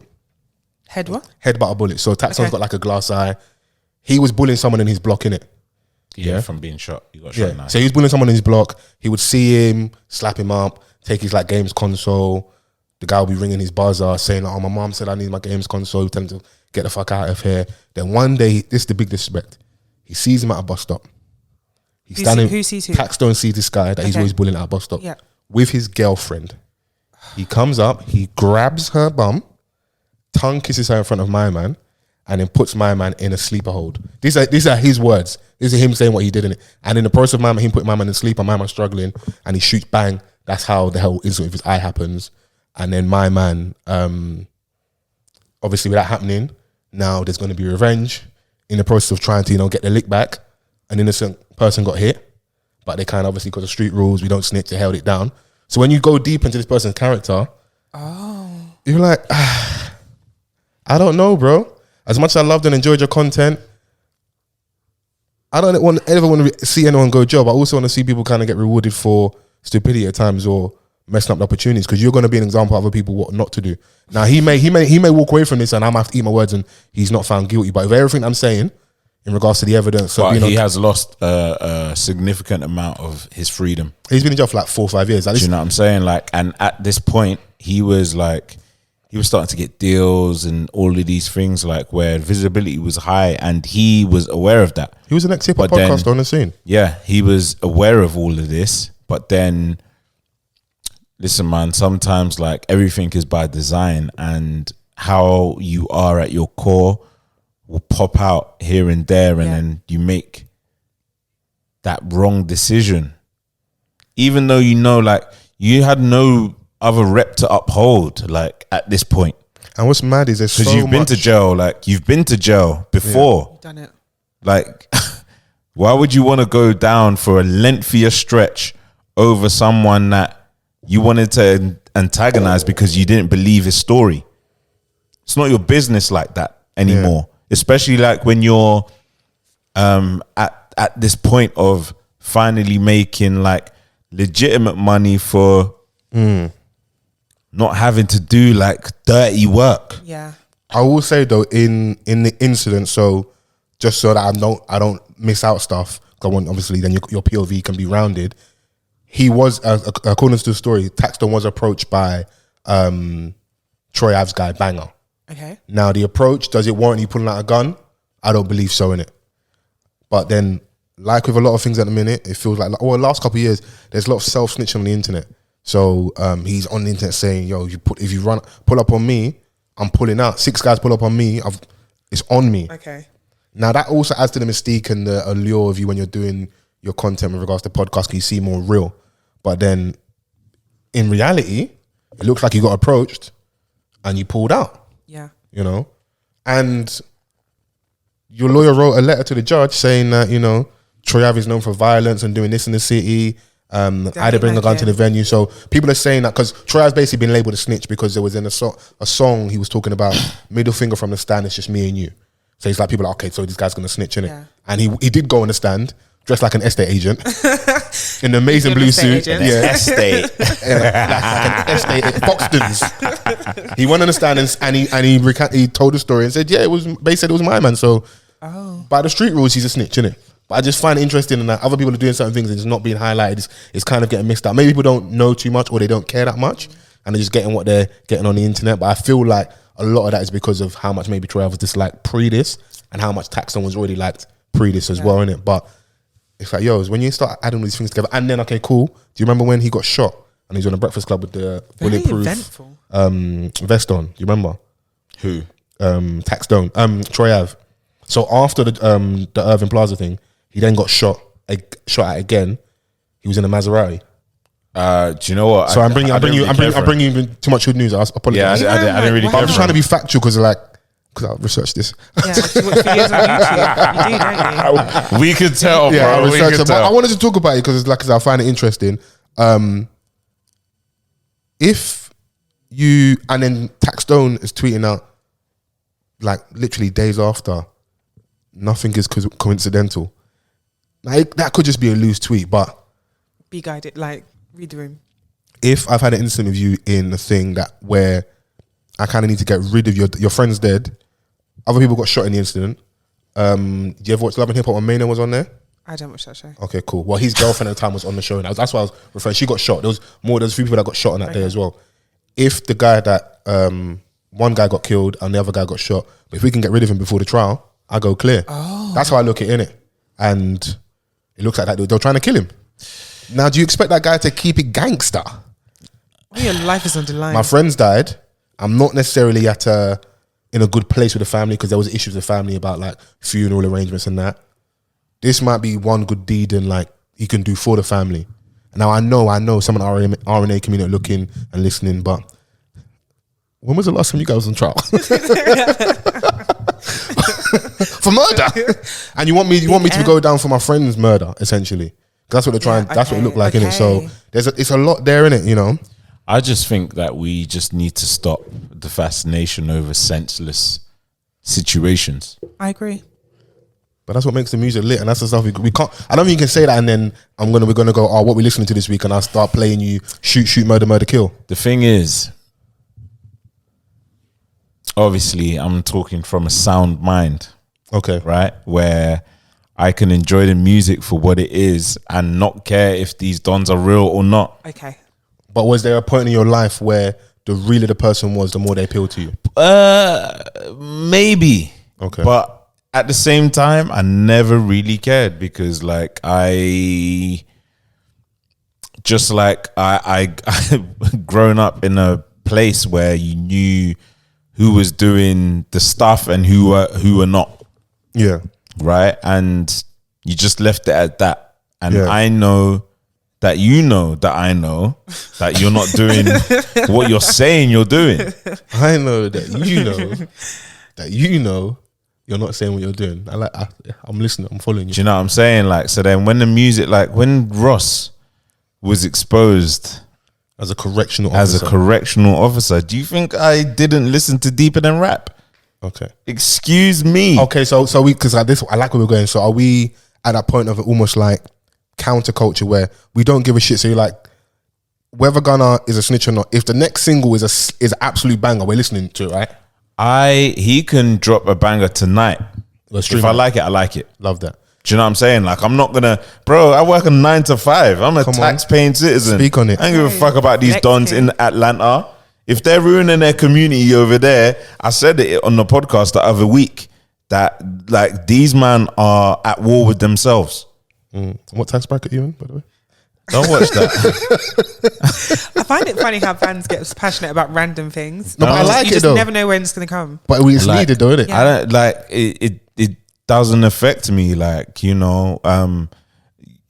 But this is also a game where, like, you know, they are really selling to like a lot of young and impressionable young black kids, and not even just point. Young black kids, but like the young and impressionable in it. And that's the real point for me why I'm probably more so like intrigued, alongside obviously it being a podcast. But I wasn't talking to the young and impressionable kids. I'm talking about the dons within my age group that are law-abiding citizens. But we can't save them niggas, man. They're done already, man.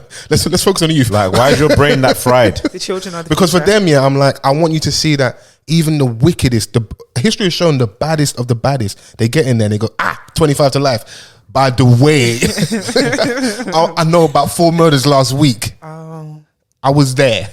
I can point you in the right direction. In fact, if you send me home now, I'll give you an extra 6. People don't want to go to jail. Fam, because they don't want to go to jail, because bro. all of a sudden, yeah, like when the possibility of being put away for a very long time hits their brain, all of a sudden, logic appears. Yeah. 400 year sentences. But that's even with the TroyAve thing, and now that thing's happening, it's going, streets is a myth. After trying to like push the streets. Because at 28, you realized how long it took you to get to 28 years. And then for you to then be 28 and then the judge to hit you with 28, you're like, rah. Yeah. Do you know what I'm supposed to be doing in these 28 years? On the outside. And they're sending you to jail like when you just start getting like Instagram baddies and that. Follow. Getting paid for club hostings and that. Follow. And you want me to go to jail? Follow. There's starlets out there. I want to go and see the bartenders. Bro, have you had a conversation with someone recently that's been put away for a decade? Someone recently? I don't fraternize with those kind of people, bro. But there's jail rust. There's like, you missed out on a large amount of life, the rust bro. is real. And sometimes it's like, when you're speaking to someone like me, I'm not even considering it. Yeah. And I'm like, Yeah. But when you think about it, right, these men have been away for a while. Yeah. So much just happened in the last 5 years. Talk list of 10 years. Talk list of 28 years. See Adoni the other day, like, fresh home. Right, you're alive, yeah? Are you alive? that was quite loud. That was loud. Maybe Chris is right. You're very passionate about it. Maybe it was very right that I spoke about TroyAve and Taxstone this week. I never knew this what it would do to you. I don't think I've ever heard your voice that loud. Do you know what, yeah? It's just some of the things that, like, you know, it comes up in conversation where, like, I'm just like, I'm tired of this. But you know, it will never go away because it's so part of the culture. And it isn't just an us thing, though, I want to say, because, like, they would have hung you for treason. You don't snitch. The Italian mob, which is what a lot of people like, that's what they preach. But a lot of them snitch, by the way, as well. They love snitching over there. And fam, again, for those who subscribe to that lifestyle, yeah, and are actually living it, you man live amongst your rules. But Vans, we all doing that, bro. I don't want to get spammy, must unsubscribe, bro. You can unsubscribe, you know. Yeah, no, absolutely. Like, but people's issue is that they're unsubscribing, like, when they get to the point where they're in court. Like, and when they wear the penguin suit, they're like, you know, by the way, yeah, it's not for me. I want to see my baby mom because if I don't come home, the guys are gonna fuck her. I want to come home. No, you're saying that's a lot what it is. Not even I want to be there for my kids. I don't know if it was. Is it? I don't know if it was Nicky Barnes or Guy Fisher. In part of their story, part of the reason why they ended up flipping on their whole crew was allegedly on the outside, people was going with their old lady, hanging around with their girlfriend, their baby mum. And mum's like, nah. Remember in is it Belly when my man's eating a banana? So I don't like that shit. I don't like that shit. Rico from Belly. He's like, you know what? I don't like that shit. What did my man say, Train? I'm putting cases on all you motherfuckers. Oh. Yeah. Everyone's going to jail. So everyone behave. Stay out of the way. If you was ever tempted, you better stay home and read your book. Yeah, and all the jokes aside, yeah, like I said at the early part of this conversation, I don't really want to say anyone go to jail, but also people need some examples, innit? Now, it's like these could be famous last words. I could come in a few weeks and Taxstone gets offered this case. But even with that being said, you would have spent 5-6 years of your life in jail at a peak period where we've had the Joe Budden podcast change their hosts and have new hosts. We've had Drink Champs go on from strength to strength. We've had who else? Guy came home. $1 million worth of game. $1 million worth of game. I'm talking about like hip hop podcasting space. So like the landscape has changed. Now, I would like to think via the tweets and the internet that you come home and you get back to business. But you made a Bobby Shmurda reference. He's been home since then. He might come home and do a Bobby Shmurda and might not be able to get his groove back with podcasting. You might get boxed out with deals because listen, if I'm an advertiser now and your advertising costs, your spots were like 10 grand before, I'm going to be a shark capitalist. A grand. Do you know what the thing is? I can't trust you. Live show bookings are the venue hire 50 grand. Yeah, so I can't trust you. Your liability. I think the outer elements of Taxstone would be more of a hindrance to progression. What he actually does, because like with the Bobby Shmurda thing, yeah, like not really to discount his talent or anything like that, but I never really looked at him to have many of it. He caught a song and he caught a wave. Do you know what I'm saying? Like, whereas Taxstone, I think like with what he was doing, it just came naturally to him. He hadn't good enough examples of like good conversations, good interviews. Do you know episodes. What I'm saying? Like, so I never really had many examples of what Bobby can do next. He had Bobby Bitch, but like to me, it was okay. It wasn't like, you know, rest in peace Pop Smoke, where when we first heard his first thing, and then the next thing was just as big or as bigger as the first one. So, and then more and more came after that. So you have examples, whereas like Bobby Shmurda, like like even now, we're starting to see what I was saying like when he first came out, even more now, because like what has he done since he came out? He's enjoying being free, and if there's two options, enjoy being free, but you've released music, and no one can tell me a bar from any of these songs. What was the one with Quavo and that? Money. Was it Money? I don't know what. Yeah. Can you? I'm not gonna attempt. It had money in there somewhere. Yeah. No, you are right. No. Also, I think with Bobby, he didn't even have a chance to even develop. Like the song came out, I think we got Bobby Bitch, and then it was grand opening, grand closing. If we had a chance to even like develop and like stay in studio regularly, like the police were on them from like they've been on them in it. So but yeah, it wasn't a shock for him to see him come home and like struggle because I think he's also doing some other stuff on because Hot Nigga was a confession. Mitch caught a body about a week ago, and apparently Mitch actually did. Fam, bro, and not even just that line. Obviously, that line went viral, but then. If I'm investigating a case, I'm going to go back to the top of the song and read the lyrics just as they are on an A4 sheet of paper without the melody. And also too, like the ordinary working folk, the middle class lot are probably in the jury. When you read those lyrics out loud, they sound way worse. Remember, there's no melody, there's no beat, there's no jungle beats, there's no Jalil beats. There's no Jalil beats, man. Jalil beats. That's Jalil beats. He probably had to testify. Don't do that. don't do that. Goodness. Don't do that. But put a confession on my beat. Yeah. Just to round up though, like if you're interested, there's loads of stuff on the internet about the whole Taxstone case and TroyAve and that. But yeah, you guys are for snitching here. I just wanted to. Oh, is this the bit that they clip for TikTok? Chill. See, even that pause there shows you're still on the other side. You're still undecided. As a civilian, if if I'm placed in a situation, then do you know what I mean? No. Say what you mean. I mean what you say. He wants to hear you say the words. If I subscribe to a certain lifestyle, and I go against the grain, then I need to get cooked. If I do go against the grain, okay, I agree. Okay, but if you're law-abiding, if you pledge allegiance, what's that? That Vice documentary where the initiation Don's whole punching up this one Don. Oh, when they're jumping him in the gang and that. Yeah. Fight back, nigga, fight back. Excuse me? I think it's in New York. Like, it's it even became a meme. And then you see one guy like he's like this. Yeah. And then like everyone, like there's about 8 Dons punching him up. And there's only like 4 of them landing. It's getting jumped into the... So you to join the gang. And you can hear someone in the background, fight back, nigga.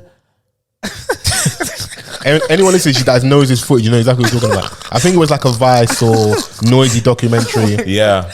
It was one of those like gang culture. Yeah. So the camera crew recorded this jumping. Yes, yeah. This wasn't even like it's an initiation off a mobile phone. This is like 4K. Yeah. Wow. Yeah.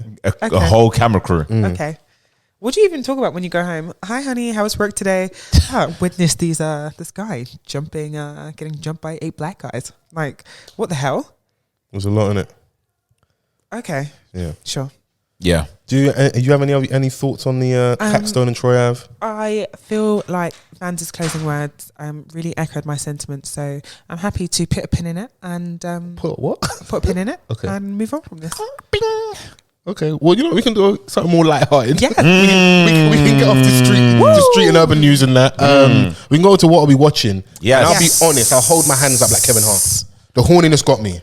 Tart. Horn dog, you're a horn dog, no? Self-awareness. Yeah, self-awareness. The horniness got me. I saw the footage of Chloe Bailey. All 11 seconds, and that's what drew you to watch the whole series. Something's gonna get you. that's ultimate promo. If that's part of the rollout, then boy. It worked. Oh my gosh. Have shame, Fola. What's that? Carry on. So it's called Swarm. It's on Amazon Prime. And I text Chrissy because I was like, I think she's absolutely going to hate this or absolutely love this. And I said, just go and watch it. And you can give us your thoughts. What did you think of this show? So when you text me, I said to you I'd just seen the clip, but I didn't think it was a like real serious thing. Because I said, what in the Tubi is this? Tubi. It wasn't giving me like the energy you needed. Oscar nominations, you know? It wasn't giving you Lawrence in Insecure when he was doing his thing. I didn't watch that show, but okay. Okay. For reference point, people listening, Lawrence doing his thing. I thought, not much else to do. Why don't I put it on? I'm happy that I feel like Chloe Bailey did a lot for not being in the series for that long. What are you saying? They got their money's worth? Yeah, they really did. Yeah. Okay, fine. Donald Glover hates black women. Is that what you got from this? That's what I get from this. Like, and have you watched the whole series? Okay, cool. I just want to make sure you had a full informed opinion before you put this on Donald Glover. I think Billie Eilish's performance was exceptional. Right. I feel like I'm surprised that Oh my God. I'll be very surprised if this is her first acting performance. Okay. She seemed really good, and I don't think I've seen or heard of her in anything else. Some parts of it I didn't get. Like, is Vans with us? No. Yeah, I am. Okay, let's make sure. Okay. Like, you body someone and you want to eat a pie. Okay. I feel like that whole thing was a bit weird. Overall, I watched it because the internet told me to, really. And what is it in short, in your very good HR style, what is the show about? Is that where you're going to struggle? I'm asking you too many tough questions. No, do you think you're a good person? I think I'm a good podcaster. Do you know what? Yeah. You're not Amazing podcaster. Thank you guys. Love you guys. It say I love you back. seemed very... Love you back. What caught me... Love you, Black. One thing that caught me is the little disclaimer in the very beginning, like any coincidences that you see here, it's like not a coincidence. I did that shot on purpose. Okay. It was very much giving the Beehive. You just saying we're all unhinged, or Stan culture is very unhinged. It absolutely is. Okay, but notice I said Stan culture, so this isn't Beehive specific. And I appreciate trying to you beat for that. these charges. Thank you. But what did Beyonce do? Why is she in this? She's not above reproach. I mean, I didn't love it. It's not something I'd watch again, but it was interesting. So in answer my question is predominantly about Stan culture. Yeah. Okay. Sorry, yeah. Any similarity? Similarity. Reload it. What's similarity?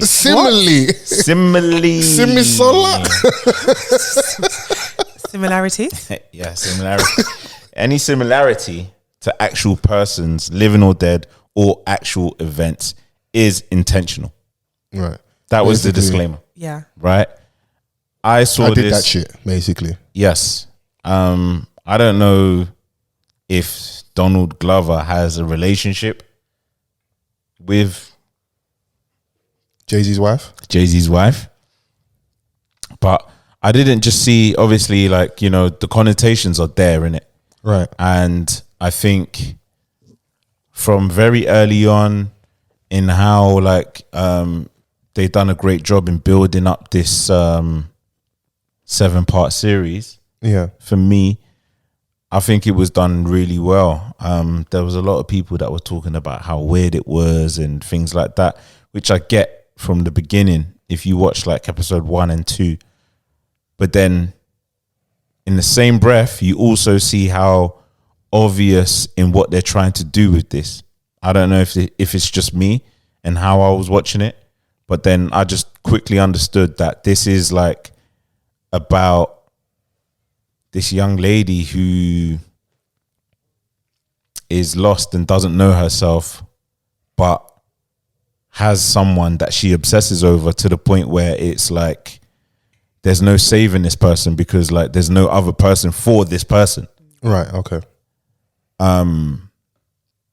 So then as things progress, you start to see like in certain ways like why she's that way. Don't get it twisted. Like she is very mad.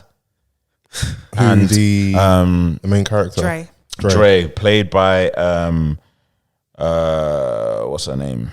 Dominique Fishback. Give her some applause. Fam, some accolades. She knocked it out of the park for me. She really did. She knocked it out of the park, and obviously, like, on social media, Chloe Bailey was the talking point. When I'm like, why? Can we delve into that a little bit? So, like I said, hands up. You caught me. The horniness got me, and I wasn't the only one. So we're all in this together. Do you know what? Like, you're speaking from a term of like, well, obviously honesty. Yeah. But then there's also the other side, like, of the treatment towards Chloe Bailey over this clip, and that's what I wanted to get into, I think is just unjust. Like, at the end of the day, this is not the first sex scene that we've ever seen. Yeah. This is not the first graphic sex scene that we've ever seen. And to be fair, it wasn't that graphic. This is the norm for a television series. This is like the sex scenes like have gone to such a place now that we're getting like almost like the real thing. And that should be credit to their acting. If like people thought it was very real. Because I think, if correct me if I'm wrong, the angle I was seeing people coming at is that like, rah, this is like kind of beneath her. Like, why would you let yourself, especially if you was only in the whole episode for like what feels like all of 5 minutes, just to have sex in there, and like you're like basically her ceiling, her trajectory so much more just to be in like a random Amazon film having sex, like not in like at least get an Oscar for it. But do you know what? Yeah, I hear that, but I want people to also use their brains, like, because there's the Game of Thrones will teach you that like some of the main characters were getting offed from early. Yeah. Do you know what I'm saying? Like, but there was still an integral part to the story. Marissa plays, like she provides context in this story. Do you know what I'm saying? Like, so you're not going to know who Marissa is if you start watching it from episode 5. Of course, yeah. Do you know what I'm saying? I like to think you watch shows from episode 1. Yeah. Some people listen to albums like playlist shuffle. Shouts out to Jazz. Love you, girl. Black girls living. Yeah. It's always love, but I'm just saying that like if you're going to build up a story, you need to like make us see everything. I'm just turning my mic. I think I'm coming for a bit loud. You got to make us see everything. And, you know, you saw what she was like when she was seen as like the Marissa's friend or Marissa's sister. Yeah.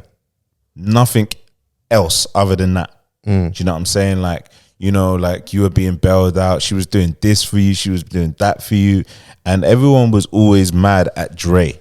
Yeah. Before she even committed a murder. She was seen as like, you know, this insignificant person who wasn't even trusted at her job. Yeah.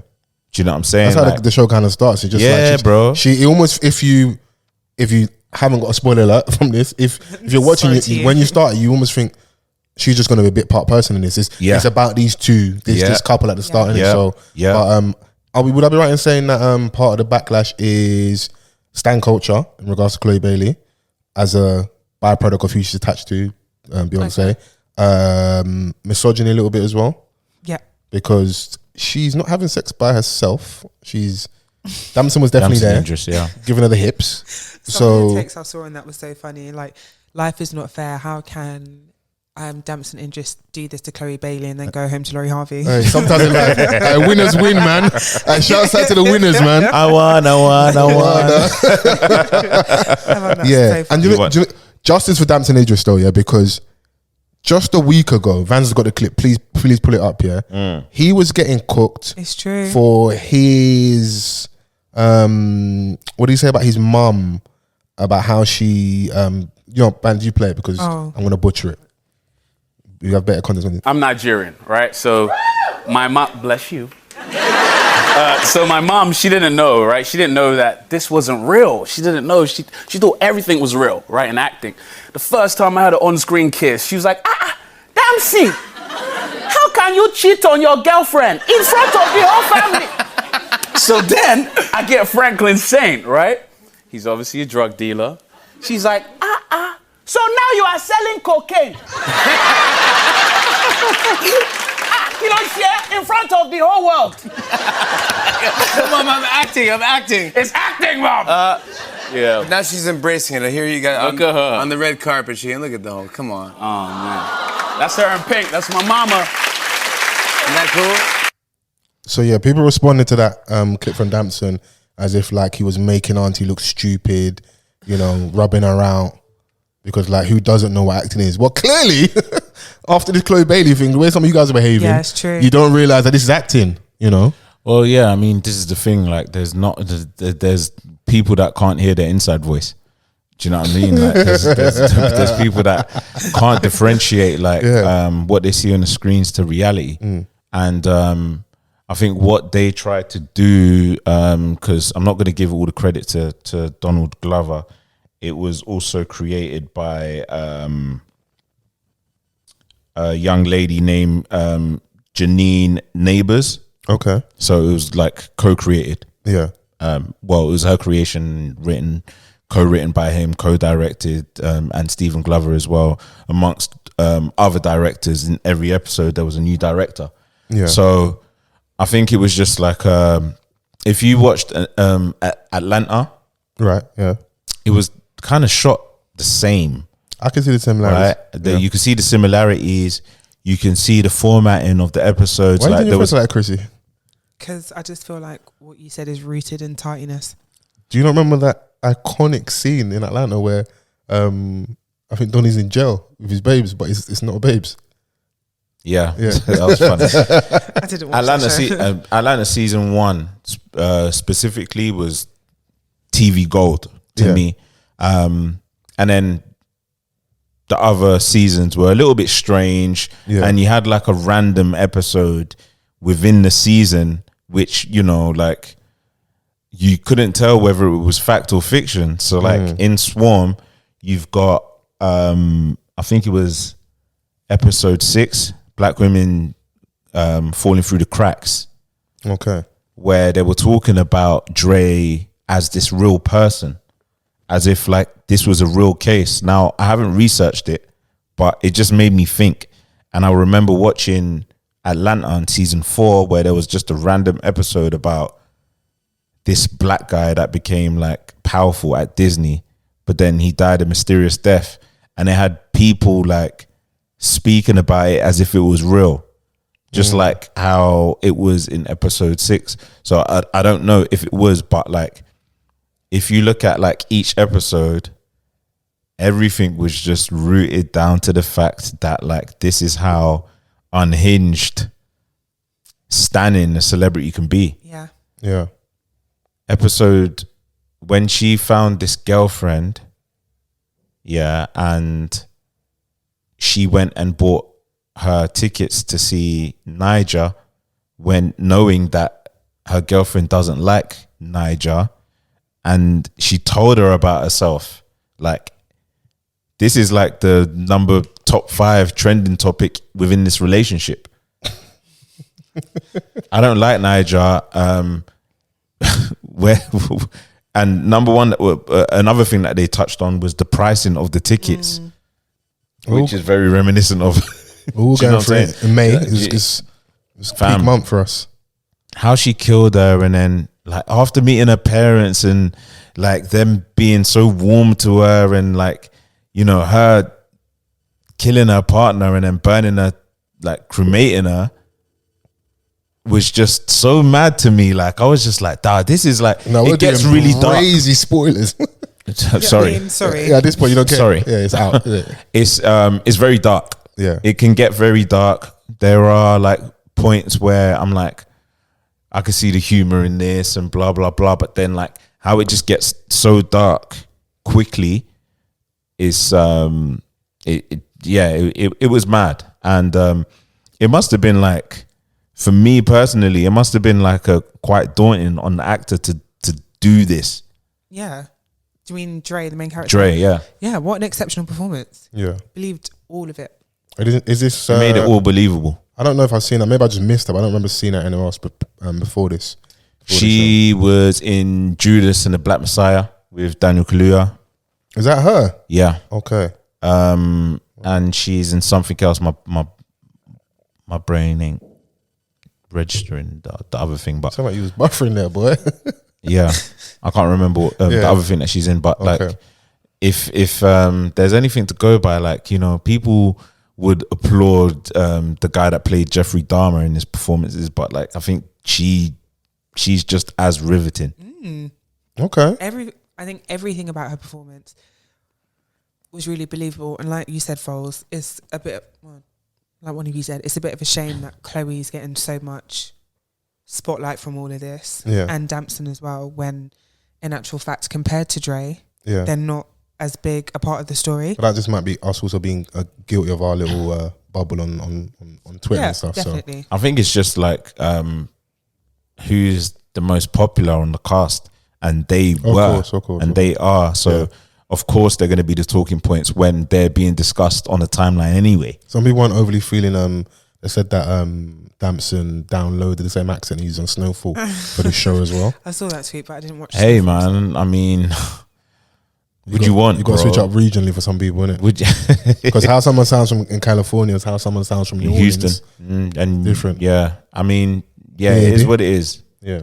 But it wasn't a bad performance from Damson. No. Do you know what I'm saying? Like, we kind of kind of saw the Donny that he was pretty early on, innit? Pretty early, like, you know, the braggadocious Don that ain't really about his life but talks a lot. But when shit hits the fan, like, you know, he didn't know how to handle his emotions when, you know, when Marissa died. And, bruv, like, how everyone was just getting murked with blunt objects. Yeah, like, because everything was centered around her standing. And that's why whenever she was ready to kill, you can hear the sound of bees. Yeah. Yeah,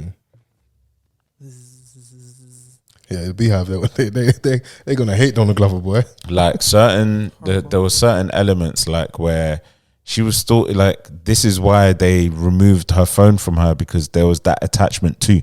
So that was another aspect that they covered, where like people are too engrossed in their phones to the point where it's madding them. They're tracking down people just for opinions on Twitter over someone that they haven't even met.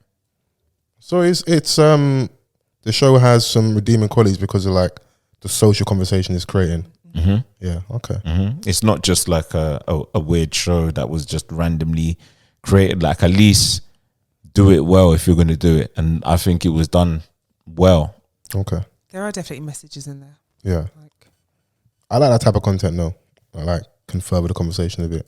Yeah, it was and funny, it's kind of on the money what's dark. going on. Yeah. So it is trending what's happening, but it's not overly trending where it's like their stan culture. Obviously, the reference point probably the Beehive, but stan culture and the dates. The dates. Okay. At the beginning as well, like you know, around the time where, you know, when she bucked up with those 4 or 5 white women in the woods that were on their mad ritual. Yeah. It was when she was making her way to Coachella. Okay. Stuff like that. Yeah, maybe Jay-Z needs to have a word. Where's Tata? Get the pepper spray. Even the whole... it's no reflection of Beyonce though. No, of course not. Like, do you remember there was this story about Sanaa Lathan biting Beyonce on the chin? Yeah. You said this to me on... Oh, why do you not know anything about this? No, when you said this, I was like, I never heard about this. So Yeah. You didn't hear about Sanaa Lathan biting why did she bite Beyonce? Beyonce, bro? At an after party somewhere. Well, just She spit on her chin. She's like, cocaine. "Them bitches on drugs." I think, yeah, she's like, "Them bitches on drugs." Yeah, I think she was on under some sort of influence. Allegedly, because you know how podcasters be saying stuff. Huh? Allegedly. Yeah. Okay, damn. I mean, that's a story. Yeah, they also referenced that as well. So I think there's like an interview somewhere on the red carpet with Donald Glover, and he was lightly touching on creating this show. Okay. Is this an interview from the past? From the past, yeah. Dope. Shout out to him, man. I like that, man. We can get to our usual stuff though, man. BMF. I wish I could wish me luck.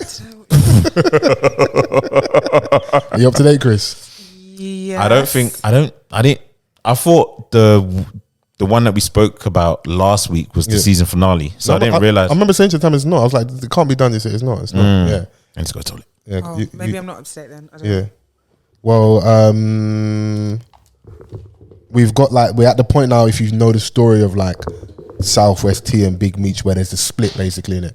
That's kind of like the concluding thing of this episode, where it's like, when now you're gonna hold it down here, I'm gonna do this over here.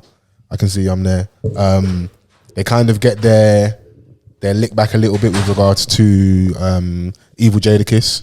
So they have like a checkmate moment where like he's basically got them snookered because he had the murder weapon that B Mick had used. Okay. But yeah, they basically had an ultimatum for him, and then spoiler alert, his son has been bullied a lot throughout this season, isn't it? And he strikes back at the bully, but with the gun that was in the house. Pew, pew, pew, pew. And the same gun that was a murder weapon. So now that police officer's in trouble because he didn't check in that murder weapon. He was using that as leverage over B Mick and the whole BMF crew. But that should have been someone that was in the evidence lockup. So, you know. Oh, I'm going to go watch that. Now they've got a bit of leverage over him. You can see the cracks in the friendship, relationship, situationship with him and his partner. I've forgotten her name. The one that he's, working with. Oh. Such a tart product, honestly. Meech looks like he's won the war with Lamar without having to shed any blood. Okay. Because he runs up on him and the thing that Monique wasn't able to do, which was make him become a nitty, Meech is able to do. Oh, I can't wait to watch this. Yeah, even so though it's been completely spoiled for me. listen, hey man, Hey, it's a show about sex, drugs, murder, guns. This all sounds like stuff that would happen in a show like this, you know. So, what else do you watch apart from drugs, money, violence? the news, You don't watch the the news. TroyAve and Taxstone trial. I do watch the news. I like that's how I was going to say murder mystery, but that's in the genre as well. I like a good doc about money and scandal. Okay. You know, true crime, that doesn't help as well. Yeah. But what was funny is that when we were at yours the other day and we were on your YouTube, it's just bare like conspiracy stories like football and then like Dr. Dre. I was like, oh, but sometimes the algorithm doesn't make sense. Like I'm like, some of the stuff I haven't watched. This isn't me in it. I don't know, but this is not who I really am. Maybe it's not me. It wasn't me. Someone else did that. Wasn't me. Watching the TV. I don't know. The little Right. people when I'm at work, innit? Stop it. No. What have I watched? What have you been watching? Yeah, you give me something else from another genre that's a bit more. You know what my bag is? It's usually like a documentary of some sort. Yeah. I did start watching something and I am really struggling to find out what it is. Filler chat? I beg your pardon? Filler chat? No, this is where you. Yeah, go on. No, I know what I've been Use watching. your OG podcasting skills. It's this show. I'm going to find the title, but it's about two teams of people. Vans, check that camera, please, and just see that it's still recording. Two teams of people. Don't press any buttons. Does it still say recording in red? Okay, cool. We're gonna go on to new music and stuff. So when it times out, it's fine. It's not a problem.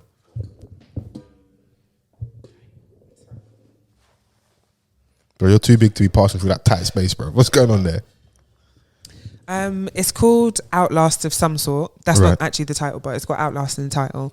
And it's about a team of people who need to survive in the Alaskan wilderness or some nonsense like that. So you're allowed to switch teams. Right. But you have to, in order to win, you have to be on a team at the very end. So it's about these people that try to survive in the cold, in the rain. They have to forage food. They have to like fend for themselves. But you can also... Yeah, we're here. Thank you. You can also like dirty mac on the other team. Okay. So if you want to like burn their supplies, you could just like, gasoline. Pow, match. Gasoline. Yeah. You're a true Lagos babe. Gasoline. Gasoline. Well, you can add fuel Yeah. and burn everything. You can also convince people to like switch sides. Right. You can plant seeds of like destruction in and amongst the different teams. So I think I watched 1, 2, possibly 3 episodes. Okay. And I didn't even ask you sure to it's check the called- time on there, but it's cool, Van. It's not a problem. pretty sure it's called Outlast. Outlast on Netflix. on Netflix. Power's back. Shouts out to that grape juice for the invite. Yes. We was at the screening. Yes. Big up that grape juice. Hope you guys enjoyed. Free alcohol, burgers. Come chips. on, Shake Shack. Burger. What more can a man want? that Bel Air. Yeah, hey. Blue bottles. Yeah. Some of them blue bottles. You love Ross for real, innit? Some of them blue bottles. Power's back. Power book Ghost. Tariq is the star of the show. Yeah, we The can kid get that a we good hated. soundtrack back. I still can't believe that we're at this point. I need to watch it. You know, Auntie Monet is there. Looking also fine. on the point of looking fine. Also on the point of people not realizing that people are acting. The streets were a bit perplexed when they found out that Dre isn't gay in real life. Oh yeah, he's got a whole wife. It's got Yeah. a life. Yeah. Just like the Donny and P Valley. Little Murder. Yeah. Yeah. Oh. They couldn't believe he was. Yeah, no, he was going in on Uncle Clifford. Uncle Cliff went in on him one time. Yeah, for real. They were going in on each other. He said, "Fill me up." I said, "Are we at the petrol station? This is crazy." They haven't even had the babes tell me, fill me up. Pump 4, fill me up. That's insane. Hey, P Valley's one of the lit shows. I don't care how. Listen, in Amazing fact, make it gayer. I'm back make then. it I'm back gayer. there for the next season. Yeah. You're back there, yeah? Yeah. Whoa. Hey, chill out, man. Yo. Can we grow up, please, guys? Hey, Sorry, grow down, sorry, man. You know the rules here, man. About grow up, man. Grow down, man. This is the one safe space I have in this cost of living crisis. Cause he lives. 'Cause he lives. The way they're pamming us, I need this humor, innit? So, At least someone's getting pammed. oh, don't start that. That's how you send out a bat signal. Ooh, what's caca? What the hell is caca? Is that how bats sound? Yeah, do bats make that noise? Yes, please be on my side. Okay. Fair enough. Bats make that noise. Thank Yeah, you. we'll find a proper noise for you. Don't do that, guys. Come on, man. Why you not looking at me like that? Power. Yeah, there you go. Power. We finally got a good soundtrack back from the Power universe. Yeah. Because that BMF one. Anyway, back from where we left off with Power in the final season, there was a lot that happened. Zeke dying, all the truth coming out, Mecca dying, and Lauren, right? Tariq's babe. I'll check this camera whilst Vans keeps going. He's going and he's flowing out. Tariq's babe. Tariq's babe. Oh, she died. Why can I not remember this? So I think Effie and Braden, is it Braden or Brady? Braden took care of it because she was wearing a wire. Yes, I remember this. And they were not jeopardizing. Meanwhile, Tariq actually loved Lauren. That's his babe. He keeps thinking about her flashbacks of the photos and all of that stuff. And Effie was starting to like Tariq, and she wanted to kind of like, you know, stamp her territory, but she was like, "Rah, this babe is trying to take my man and wearing a wire. Nah, she gotta go." Oh, like pick one. Pick one. Yeah, pick a struggle. Yeah, pick a struggle. So now we're at this point where, like, obviously, Diana in the Tejada household busts out the business. That ain't your mother. They didn't auntie, that's your mother. That's your mother. You mean I was born in? You mean I'm 21? So you mean I'm not your older son? How dense. So I was born in 2003. Get the fuck off me, dog.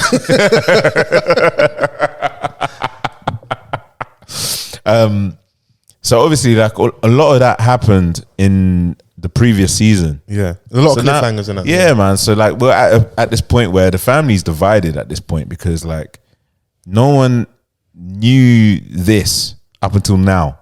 Yeah, Monet's not talking to nobody. Yeah, Monet managed to keep the secret, and obviously, like, it's just led to a lot more tragedy. Like, she's lost her son, and she's lost the father of her first child. And her exit from the game if she wanted it.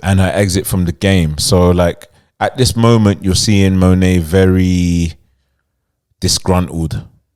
And a double whammy actually, because Zeke was the exit from the game as well. Yeah. So Mecca was the exit from the game and she wanted to go and do that. Zeke was the exit and you go and be legitimate and work alongside him and which be is like what she wanted. The team behind the NBA so player. Like, there's a lot of people that just have one plan, but then to have plan B and then to have both plans just taken away from you, it's gonna be tough. That's why she was chatting to her husband in the way that she was chatting to him in this first episode, and I'm like, rah, him up. Our introduction to this Donny, that he was this dangerous Don. But Vans, let's all be honest, when you live with a woman, Fair. she's gonna talk to you a certain way. Fair. You can be who you are outside, but here, inside, you're such and such his husband. But also, because he knows what he's done, he can't. It's that guilty conscience, and you have to play up into the character because you've got to be the loving, doting husband who is there for his grieving wife, who's lost her son. Oh, you saw that so well. When I'm the one that done this, because he did. He can't mess up. But he's also he's clocking, like, he keeps lingering in the shadows. Like, anytime someone's talking, Lorenzo's just in the corner doing that, like, Latino heat stare. Yeah. Latino heat. What do you mean, Monet? Where did I find you though? Power is hilarious, man. Tariq is still just running around in turtlenecks and that. In Fendi turtlenecks in a mirror. He still doesn't have a whip. Yeah. But maybe it's good that someone like Tariq isn't behind the wheel. All right, so this is the first episode has presented so many different openings. A lot has happened in one episode as well. On where the season can go. So you have like the person that was providing Mecca with the stuff, right? So obviously now that because Mecca was also a high level informant, with how the case is going, everyone's dirty in this. Everyone involved, the prosecutors, the judges, you know, everyone. Yeah, they're like, someone's got one hand in the dirt, innit? You got Councilman Tate, he's dodgy the other side as fuck. of Oh, You got Method Man's character, dodgy as fuck. You got Sax, dodgy as hell. His lady who he's chopping, dodgy as hell.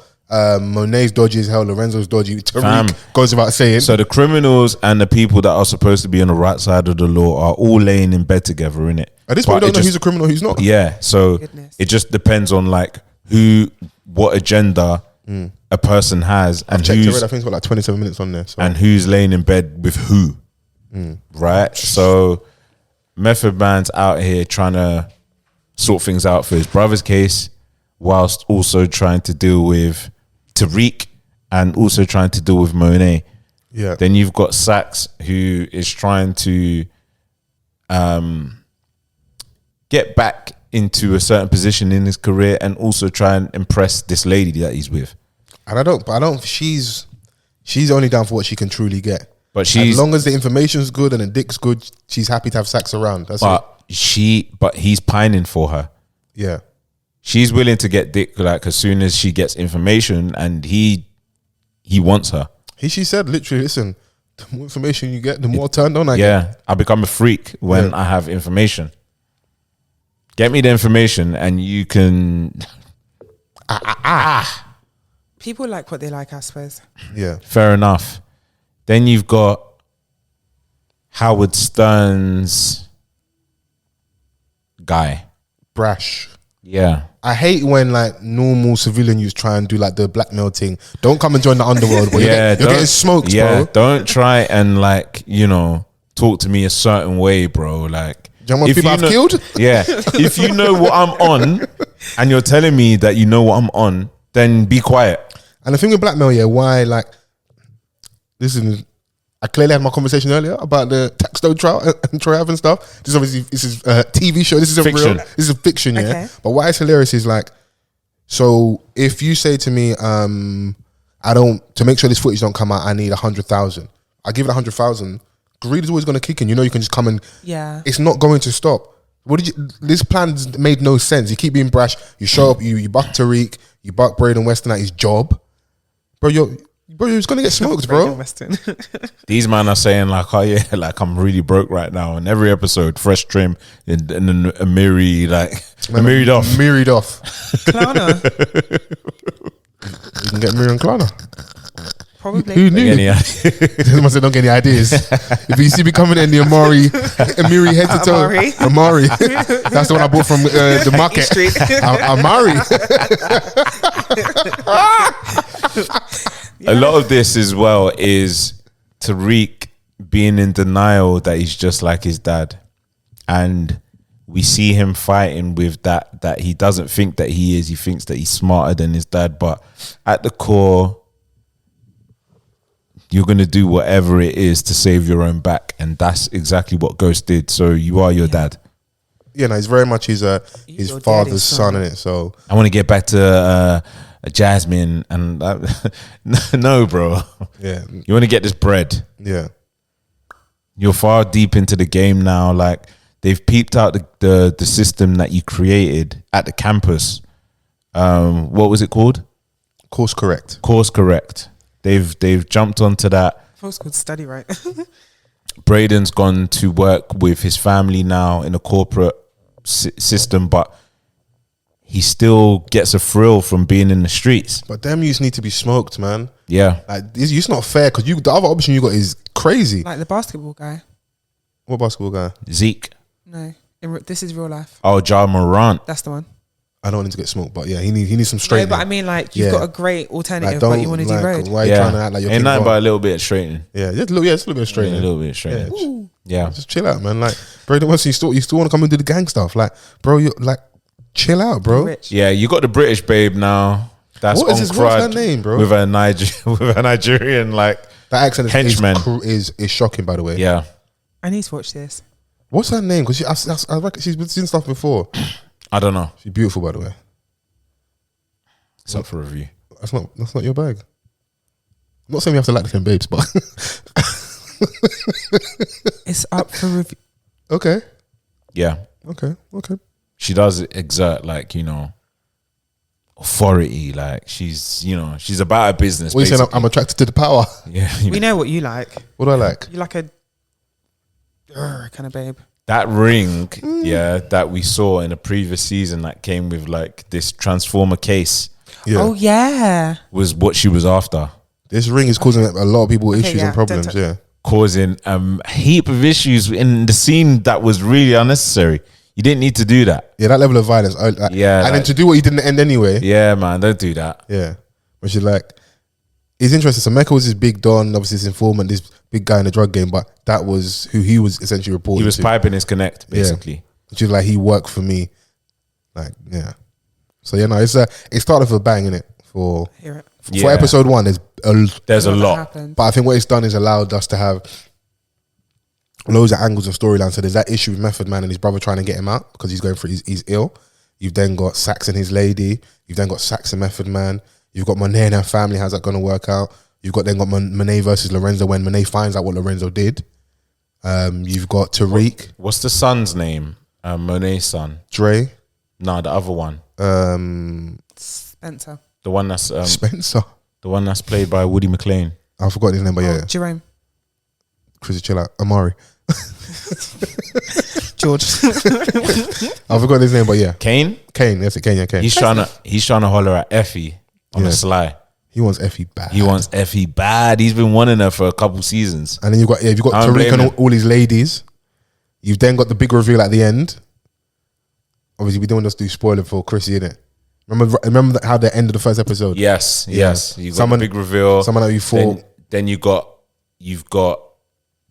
Is Ghost alive? Chill. You're far behind. We're trying to save you, by the way. Ghost. Yeah, we're trying to. Okay. I was having a conversation with someone the other day, and I was like, "Ghost is dead," and they were like, "No, but you never know." Like someone that's been dead for 3 seasons, you know. If they were to do that, that's when I'm. Even me as a stan, I can't support that. Because hurt niggas.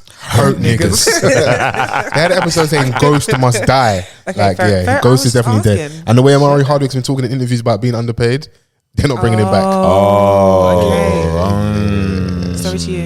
Yeah, so I think that's also part of it as well. He did. I mean, he did build this. Like, he was the face of Stars, isn't it? So I think he was saying that he was severely underpaid. So no, he did.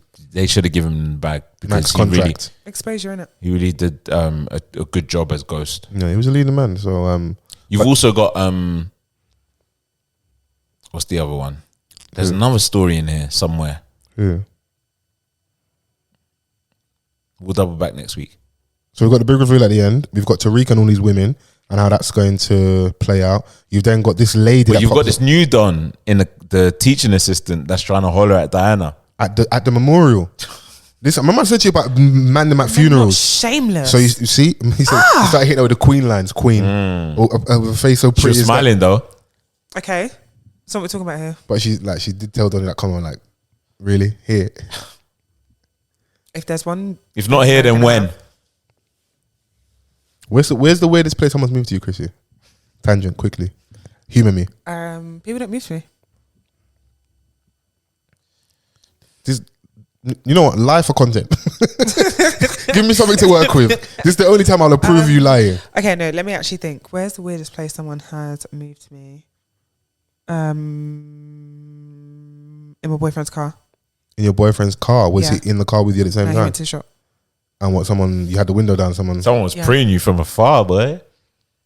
And what was the first line? What did they say? Like, yo, darling, what's good? Yo, that deepness is crazy. You got a flashback, innit? Jeez. I say, yo, darling, what's good? Did it tingle a little bit? Pardon? He said, flutter. No, because I was like, you know him, so I know this is not going to end well. Oh. Niggas are scandalous. That's why I'm saying it was wild, because it was in his car. He literally went into the shop. He even knew the number plate and he was like, oh yeah, let me check my boy. He got turned on. He checked my boy. No, maybe he saw the number plate and he was like, oh, let me walk towards the car and say, well, go on, innit, if he's in there. Then he sees someone else in there. He said, oh. A beautiful black woman. And he's like, pleasant surprise. Wow. Fancy seeing you here. Well, you just bought this car, yeah? Actually.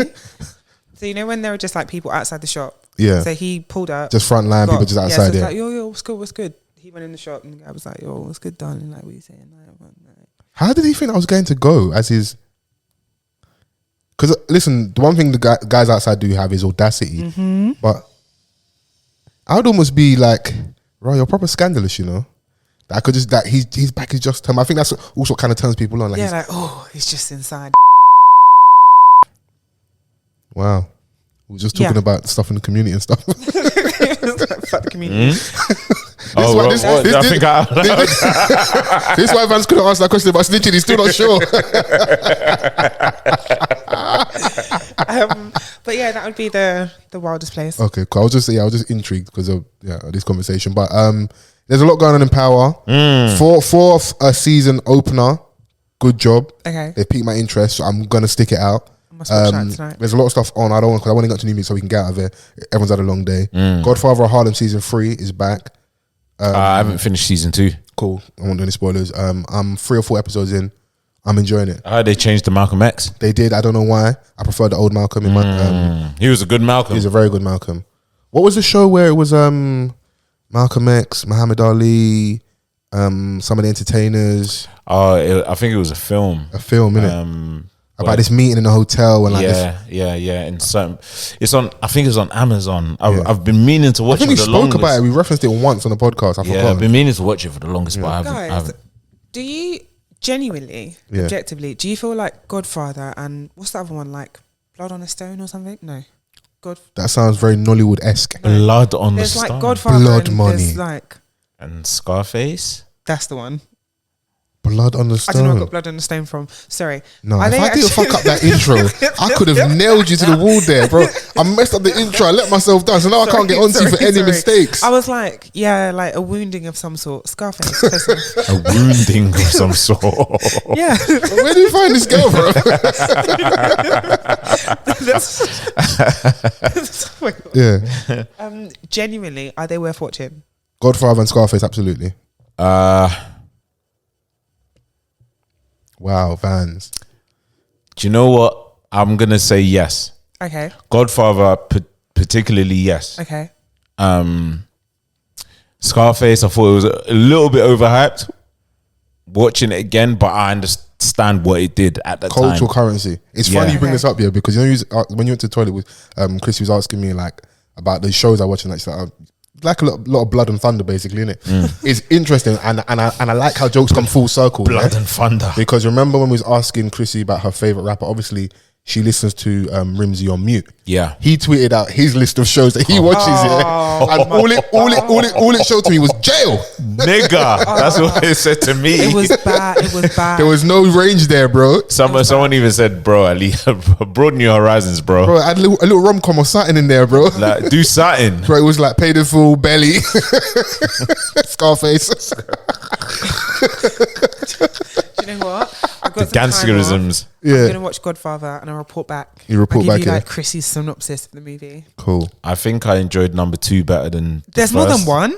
Yeah, it's a trilogy. Baby steps on her, man. Just manage. Hours long each. They are long films. Yeah, they are long films. Okay, maybe I'll watch the first one. Maybe you got like a bank holiday weekend or something if you're staying indoors and that. Indoors? What's that? Okay, sorry. Big mummy baby. Outside, boy.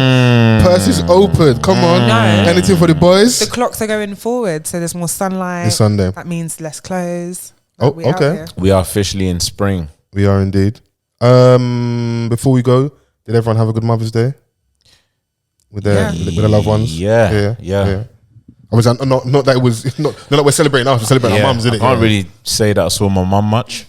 Okay. On that day, like, but yeah, I saw her. Yeah, no. I didn't talk about it at the start, but it was nice. I had a good time. I was so slumped when I saw my mum because it was the day after the night out.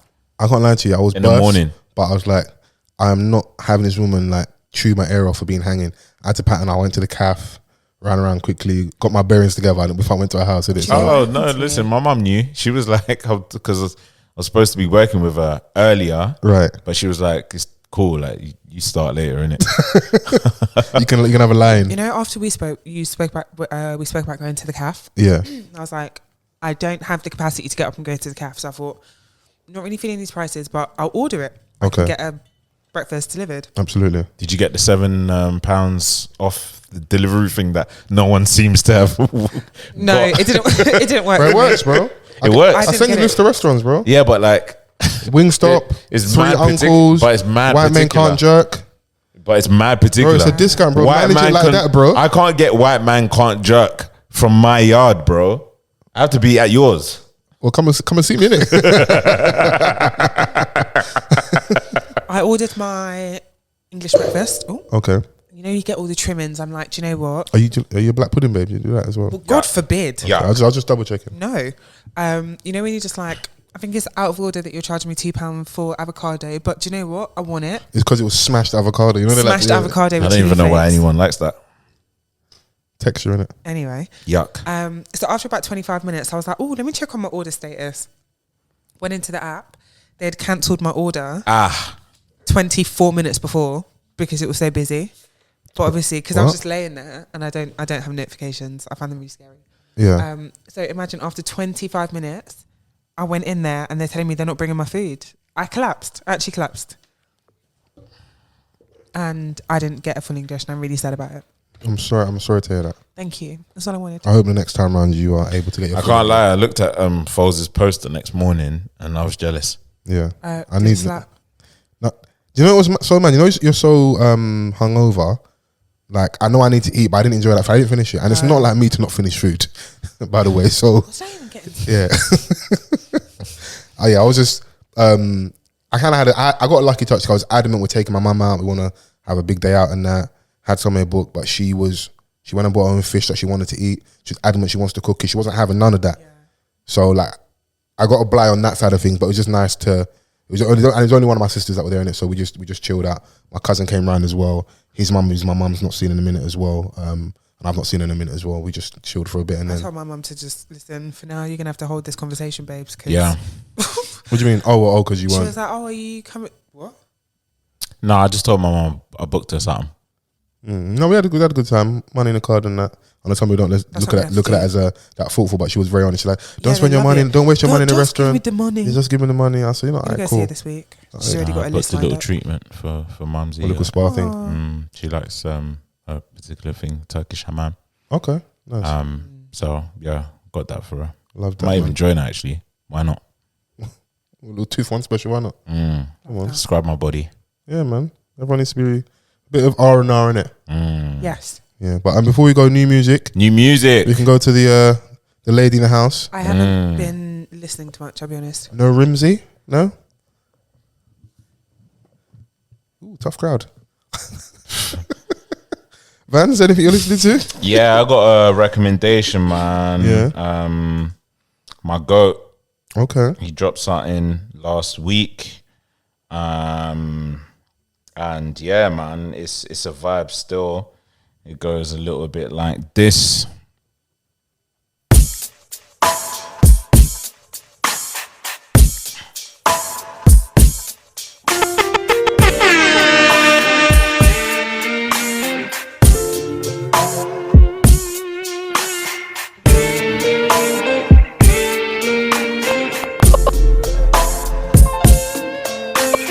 Off the cuff worldwide, baby.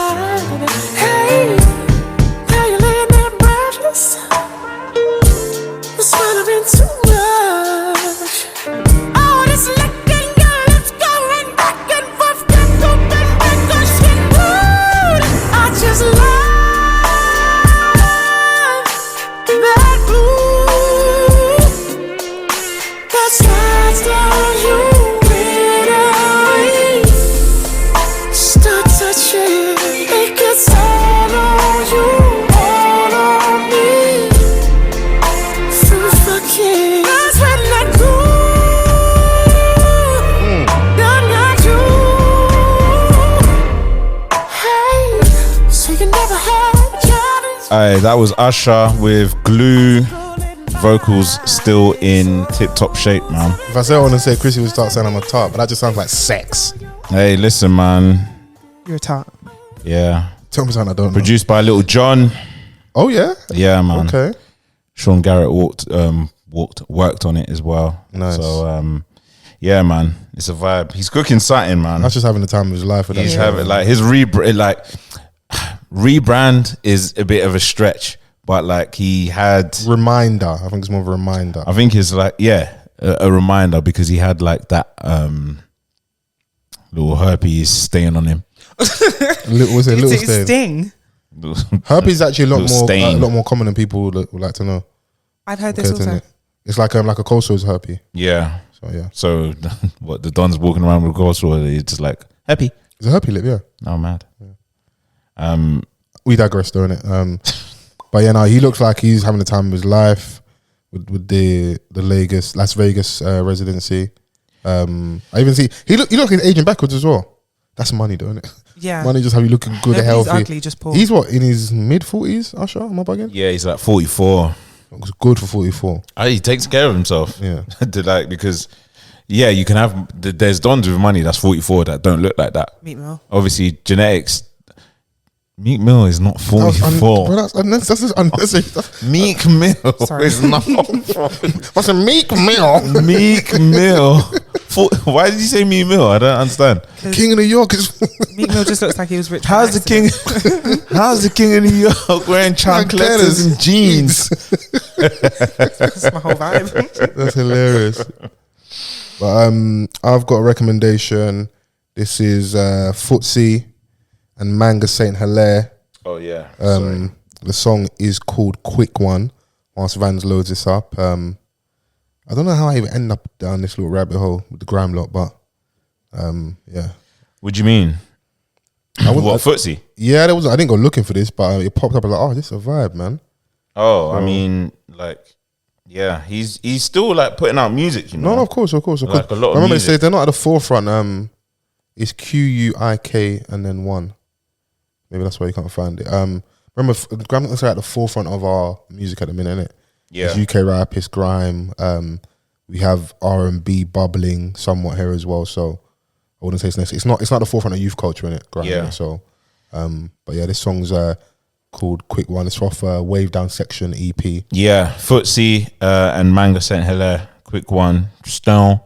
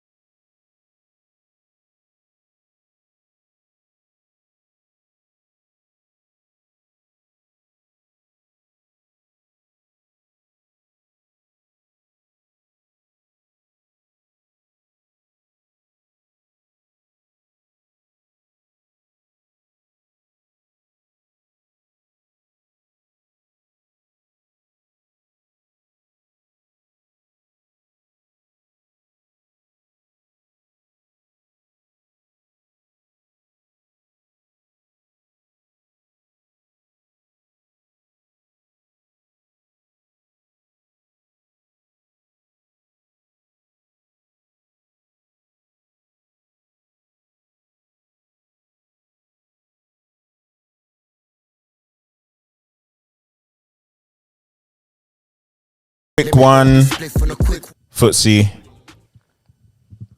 Manga Saint Hilare, QUIK One. That was a vibe. Still, I like that. No, I enjoy that. I agree. What did you guys think of Crep's new freestyle?